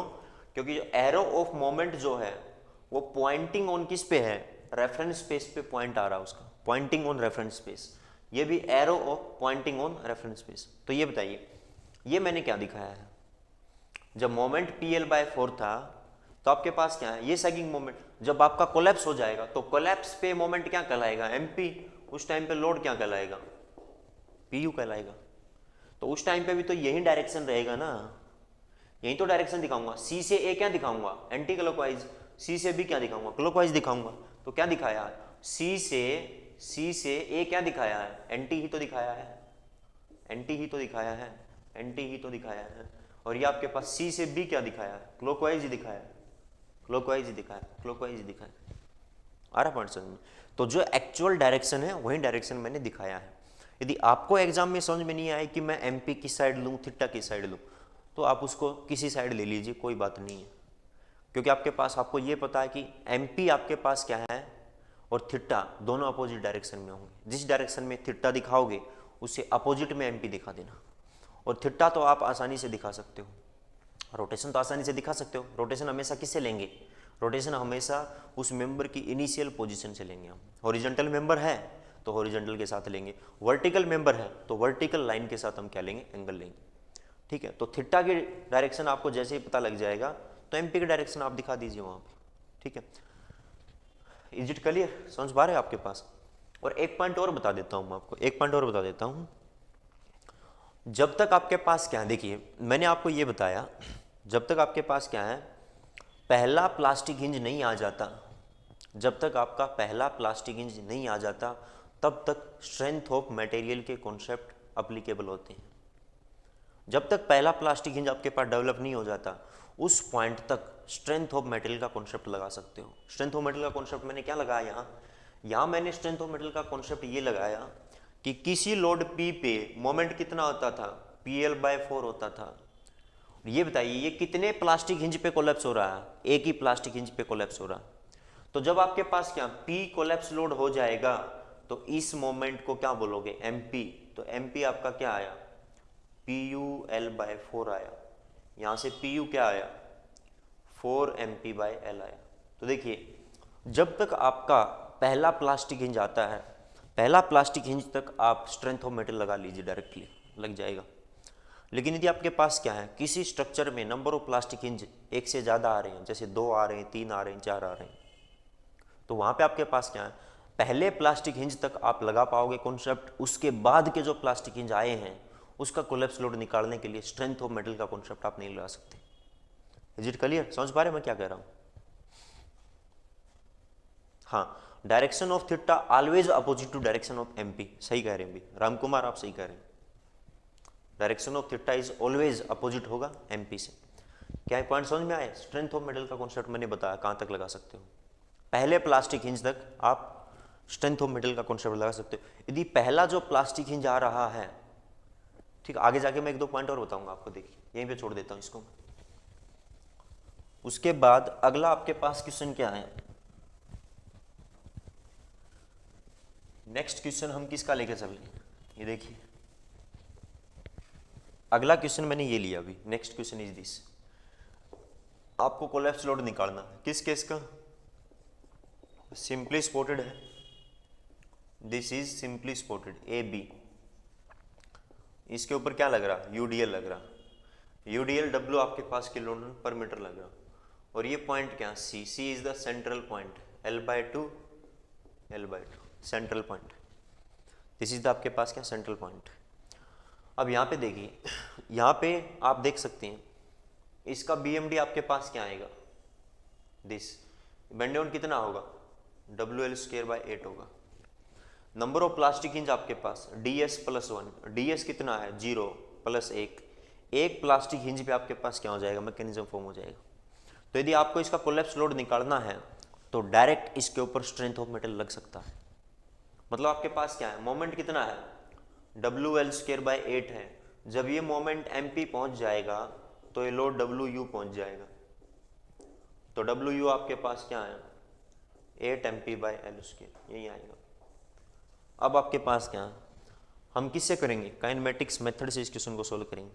काइनेमेटिक मेथड से प्लास्टिक हिंज कहाँ पे आएगा, मैक्सिमम बेंडिंग मोमेंट की लोकेशन पे, मैक्सिमम बेंडिंग मोमेंट कहाँ पे है, सी पे है, तो सी पे आपके पास क्या आएगा, प्लास्टिक हिंज आएगा। देखिए प्लास्टिक हिंज मैं दिखा रहा हूँ, तो आपके पास क्या, ये मैंने प्लास्टिक हिंज दिखाया, दिस इज ये ए और बी दोनों क्या है, ऑर्डिनरी हिंज है, ऑर्डिनरी हिंज है। इसके ऊपर क्या आ रहा है, यूडीएल।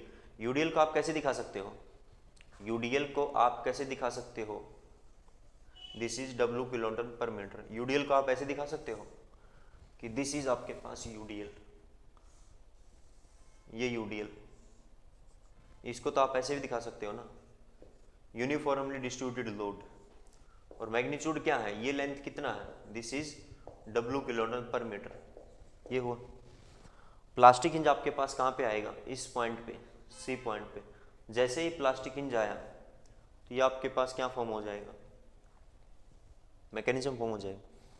अब ये आपके पास क्या आएगा, दिस इज एंगल थीटा आएगा, दिस इज एंगल आपके पास क्या थीटा आएगा।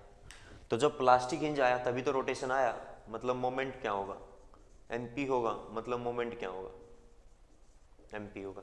ये एंगल भी थीटा आएगा, ये भी थीटा आएगा, लेकिन यहाँ पे कोई MP मोमेंट नहीं आएगा। क्यों, क्योंकि ये तो ऑर्डिनरी हिंज है, ऑर्डिनरी हिंज को कोई मोमेंट नहीं चाहिए रोटेट करने के लिए। वो किस पे रोटेट करेंगे, जीरो मोमेंट पे रोटेट करना शुरू कर देगा।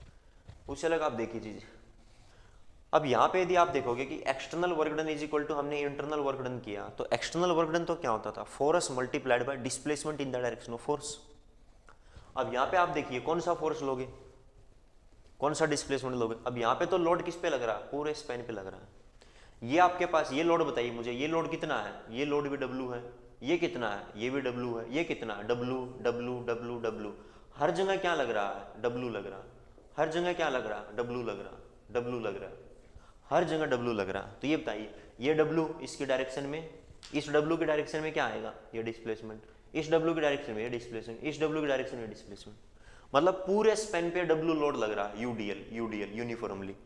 तो उसके लिए आप एक्सटर्नल वर्क डन, जब यूडीएल आ जाएगा, यूडीएल के केस में आप एक्सटर्नल वर्क डन कैसे निकालोगे, तो ये यूडीएल आपके पास क्या W है, कहाँ पे लग रहा है, हर पॉइंट पे लग रहा है, हर पॉइंट पे लग रहा है, तो हर पॉइंट पे उसकी डायरेक्शन में क्या डिस्प्लेसमेंट आया। इसका मतलब आपके पास क्या है, ये जो आपके पास क्या डायग्राम है, इसका आपके पास पूरा एरिया आ जाएगा। ये हमारे पास क्या है, डेल्टा है, ये हमारे पास क्या डेल्टा है। तो प्रत्येक जो लोड W है, उस W के नीचे आपके पास क्या डेल्टा है, डेल्टा। तो आपके पास क्या है, एक्सटर्नल वर्क डन कैसे आ जाएगा, लोड मल्टीप्लाइड आपके पास क्या है, एरिया ऑफ किसका, डिस्प्लेसमेंट डायग्राम का एरिया आ जाएगा।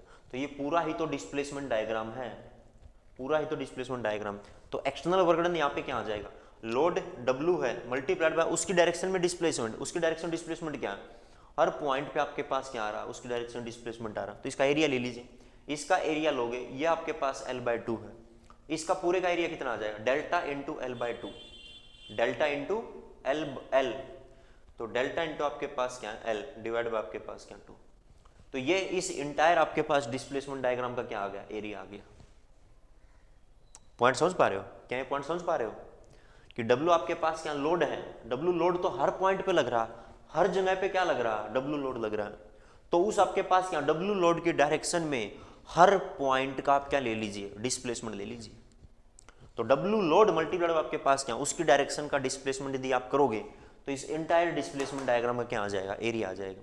कैसे निकालोगे, ये आपके पास क्या टोटल एल लेंथ, ये आपके पास क्या टोटल लेंथ एल, ये आपके पास क्या हाइट, तो length into height divide by क्या कर दीजिए 2 कर दीजिए, ये आपके पास क्या वैल्यू आ जाएगी। इंटरनल वर्क डन आप ये बताइए एम पी थीटा प्लस आपके पास क्या एम पी थीटा, ये आ जाएगा।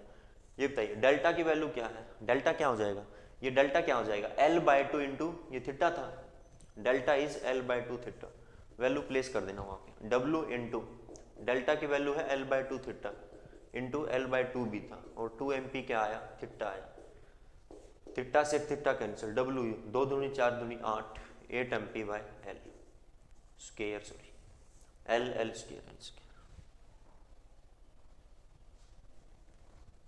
इज इट क्लियर, क्लियर है, इज इट क्लियर, समझ पा रहे हो,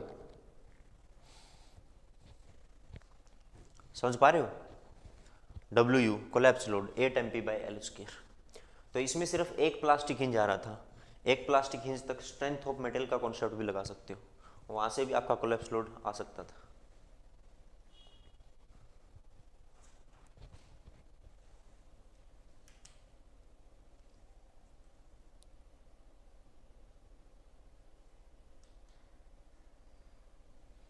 सभी को क्लियर है,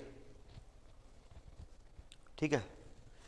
इस जहां पे यूडीएल आएगा तो यूडीएल के केस में आप फोर्स इनटू डिस्प्लेसमेंट क्या करोगे, अब लोड तो डब्लू क्या लग रहा था, हर पॉइंट पे तो लग रहा है, तो उस हर पॉइंट पे डब्लू की डायरेक्शन में डिस्प्लेसमेंट ले लो, हर पॉइंट पे डिस्प्लेसमेंट ले लो। तो हर पॉइंट डिस्प्लेसमेंट का मतलब क्या हुआ, ये जो डायग्राम है इसका एरिया ले लीजिए फिर और लोड से मल्टीप्लाई कर दीजिए, वो क्या आ जाएगा, वर्क डन आ जाएगा। Is it clear.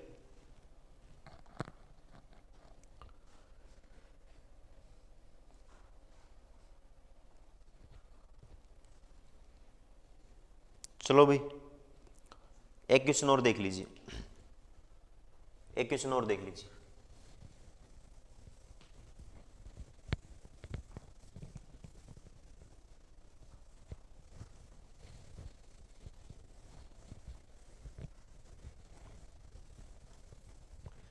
अगला क्वेश्चन, एक क्वेश्चन और देख लीजिए आप। ये क्वेश्चन मेरा ये है, सिंपली स्पॉटेड का एक केस लेके चल रहा हूं मैं, ए और आपके पास क्या बी। अब की बार जो मेरा पॉइंट लोड लग रहा है वो आपके पास क्या है, ऐसे लग रहा है ए इज मोर देन बी, कोई आपके पास सी पॉइंट पे लग रहा है। अब इसमें आपको पता है डीएस तो इसका भी क्या है 0, नंबर ऑफ प्लास्टिक इंच क्या है एक ही आएगा, और एक प्लास्टिक इंच कहाँ आएगा जहाँ बेंडिंग मोमेंट मैक्सिमम होगा, मैक्सिमम बेंडिंग मोमेंट कहाँ पे होगा, अंडर पॉइंट लोड होगा भी। तो ये स्ट्रेंथ ऑफ मेटल में हम करते हैं, ये वैल्यू कितनी आती है PAB/L आता है अभी। तो ये बताइए यहाँ पे यदि आप देखोगे तो प्लास्टिक हिंज कहाँ पे आएगा, सी पे आएगा। तो एक ही प्लास्टिक हिंज पे क्या हो रहा मैकेनिज्म हो रहा, तो एक पहले प्लास्टिक हिंज तक स्ट्रेंथ ऑफ मटेरियल लग सकता है। मैक्सिमम मोमेंट आपके पास कितना है जहाँ पे प्लास्टिक हिंज आएगा, PAB/L है। जब प्लास्टिक हिंज आएगा तो मोमेंट MP हो जाएगा, लोड कितना हो जाएगा PU/AB/L आपके पास, तो कोलैप्स लोड ये आएगा भी MP/L/AB आएगा। तो पहले आपके पास प्लास्टिक हिंज तक आप क्या लगा सकते हो, स्ट्रेंथ ऑफ मेटल का कॉन्सेप्ट लगा सकते हो, वो अप्लीकेबल रहेगा, ठीक है।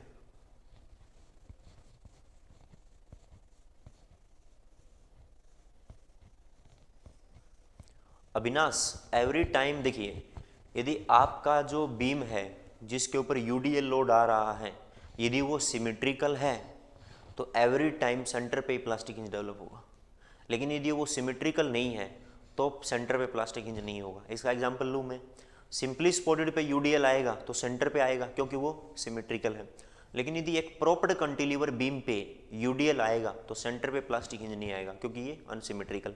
इसका केस आगे जाके मैं आपको दिखा दूंगा। अब देखिए प्लास्टिक हिंज कहाँ पे आएगा, सी पे आएगा। तो देखिए यह आपके पास क्या ए था, यह आपके पास क्या बी था, और यह आपके पास क्या सी था। यहाँ पे प्लास्टिक हिंज आएगा। अब जैसे यहाँ पे प्लास्टिक हिंज आया तो ये आपके पास ये बताइए रिजिड बॉडी रोटेशन आया, ये आपके पास ये रोटेशन आया। ये एंगल आपके पास क्या है, दिस इज थीटा, लेकिन ये इसके बराबर नहीं होगा, ये अल्फा मान लिया, ये ए बी है, ये आपके पास क्या है, ये थीटा है, ये थीटा होगा, ये अल्फा होगा, ये अल्फा तो ये भी अल्फा होगा। मोमेंट कहाँ पे आएगा, एम पी उससे अपोजिट डायरेक्शन में आएगा, एम पी आएगा, एम पी आएगा, ये आ गया। तो आप क्या करोगे, external work done is equal to internal work done. External work आपके पास क्या है, ये आया, तो एक्सटर्नल वर्क डन आपके पास ये डेल्टा पी इंटू डेल्टा आया। इंटरनल वर्क डन आपके पास क्या है, एम पी थीटा प्लस आपके पास क्या आया, एम पी एल्फा आया। ये बताइए डेल्टा, ये डेल्टा में क्या लिख सकता हूँ, ये वैल्यू क्या हो सकती है, ए थीटा हो सकती है, हाँ हो सकती है। क्या मैं ये वैल्यू बी एल्फा लिख सकता हूँ, हाँ लिख सकता हूँ बी एल्फा। तो यहाँ से अल्फा की वैल्यू क्या आया, ए बाय बी थीटा आ जाएगा, रख दीजिए। पी डेल्टा की वैल्यू मैंने क्या रखा, पी इंटू डेल्टा की वैल्यू रख दिया A theta, that is equal to theta में कन्वर्ट कर लीजिए ना इसको, एम पी एल्फा आपके पास क्या हो जाएगा, एल्फा होगा ए बाय बी थीटा। अभी पूरा थीटा में कन्वर्ट हो चुका है, theta theta theta cancel out. जैसे ही थीटा कैंसिल आउट हो जाएगा, यहाँ पे देख लीजिए, यहाँ पे सोल्व कर देता हूँ, यहाँ पे क्या बचेगा, पी इंटू ए, इस side M P plus M P into A by B, M P बाहर आया 1 plus A by B, 1 plus A by B करोगे तो क्या आ जाएगा, बी तो नीचे आ जाएगा, ऊपर बी प्लस ए आ जाएगा।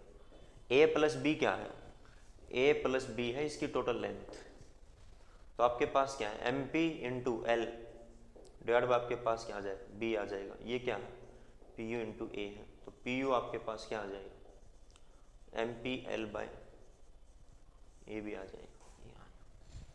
This is and this is same चीज़ है। तो पहले प्लास्टिक हिंज तक मैंने स्ट्रेंथ ऑफ मेटल का कॉन्सेप्ट लगा के इसको निकाल दिया।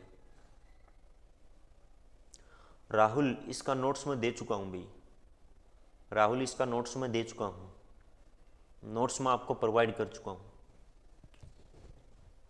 ठीक है। ये क्लियर है, इज इट क्लियर।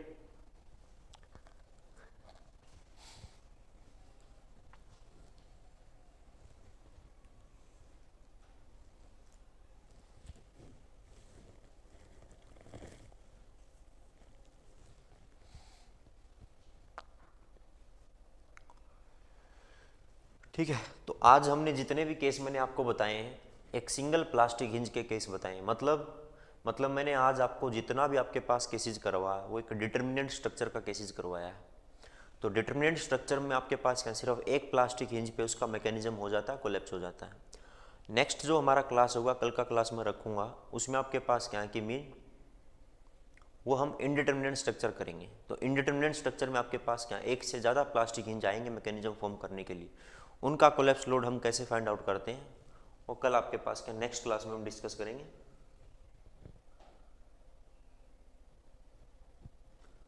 ठीक है, अब देखिए मैं आपको एक पॉइंट बता रहा हूँ, ये क्लास में यहीं पे एंड कर रहा हूँ, 10:40 हो चुका है, 10:40 हो चुका है, 11:30 पे मैंने स्ट्रक्चर का क्लास रखा है। सो आप तब तक ब्रेकफास्ट कीजिए और 11:30 पे फिर से मिलते हैं। यहाँ से आगे से हम क्या करते हैं, स्ट्रक्चर शुरू करते हैं। स्ट्रक्चर में हमारा क्या है, ट्रस का आपके पास क्या, एक क्वेश्चन करवाना डिफ्लेक्शन का, अदरवाइज हो चुका है। उससे अलग क्या मैं ILD स्टार्ट कर दूंगा आज नेक्स्ट क्लास से। तो स्टील को मैं यहीं पे एंड कर रहा हूँ और फर्दर आपके पास क्या स्ट्रक्चर स्टार्ट करेंगे अभी, ठीक है। रॉकिंग शिव क्या कह रहे हो कि न्यू ईयर पे क्लास नहीं रखें, न्यू ईयर पे क्लास नहीं रखें। देखिए न्यू ईयर पे क्लास मैंने नहीं रखा भाई, न्यू ईयर कब बनाओगे आप, आज 31 है ना, तो इवनिंग में बनाओगे, ठीक है, रात को बनाओगे आप न्यू ईयर, ठीक है। सो उसके लिए क्या है, रात को क्लास मैंने आज रखा ही नहीं, इसलिए तो मैंने क्लास दिन में किया है ताकि आप सभी न्यू ईयर मना पाओ, ठीक है। अभी हम क्या है 1 या 1:30 बजे तक हमारी क्लास एंड कर देंगे, उसके बाद आप फ्री हो, ठीक है। तो न्यू ईयर के लिए आपको पूरा टाइम दिया गया है। स्लोप डिफ्लेक्शन मेथड और मोमेंट डिस्ट्रीब्यूशन मेथड का लास्ट में मैं क्वेश्चन कर लूँगा, अभी मेरे पास टाइम बचेगा, या मैं जो कॉम्बैट लेके आऊँगा उन कॉम्बैट में आपको क्वेश्चन करवा दूंगा मैं, कन्वेंशनल क्वेश्चन क्लास में हम नहीं कर पाएंगे।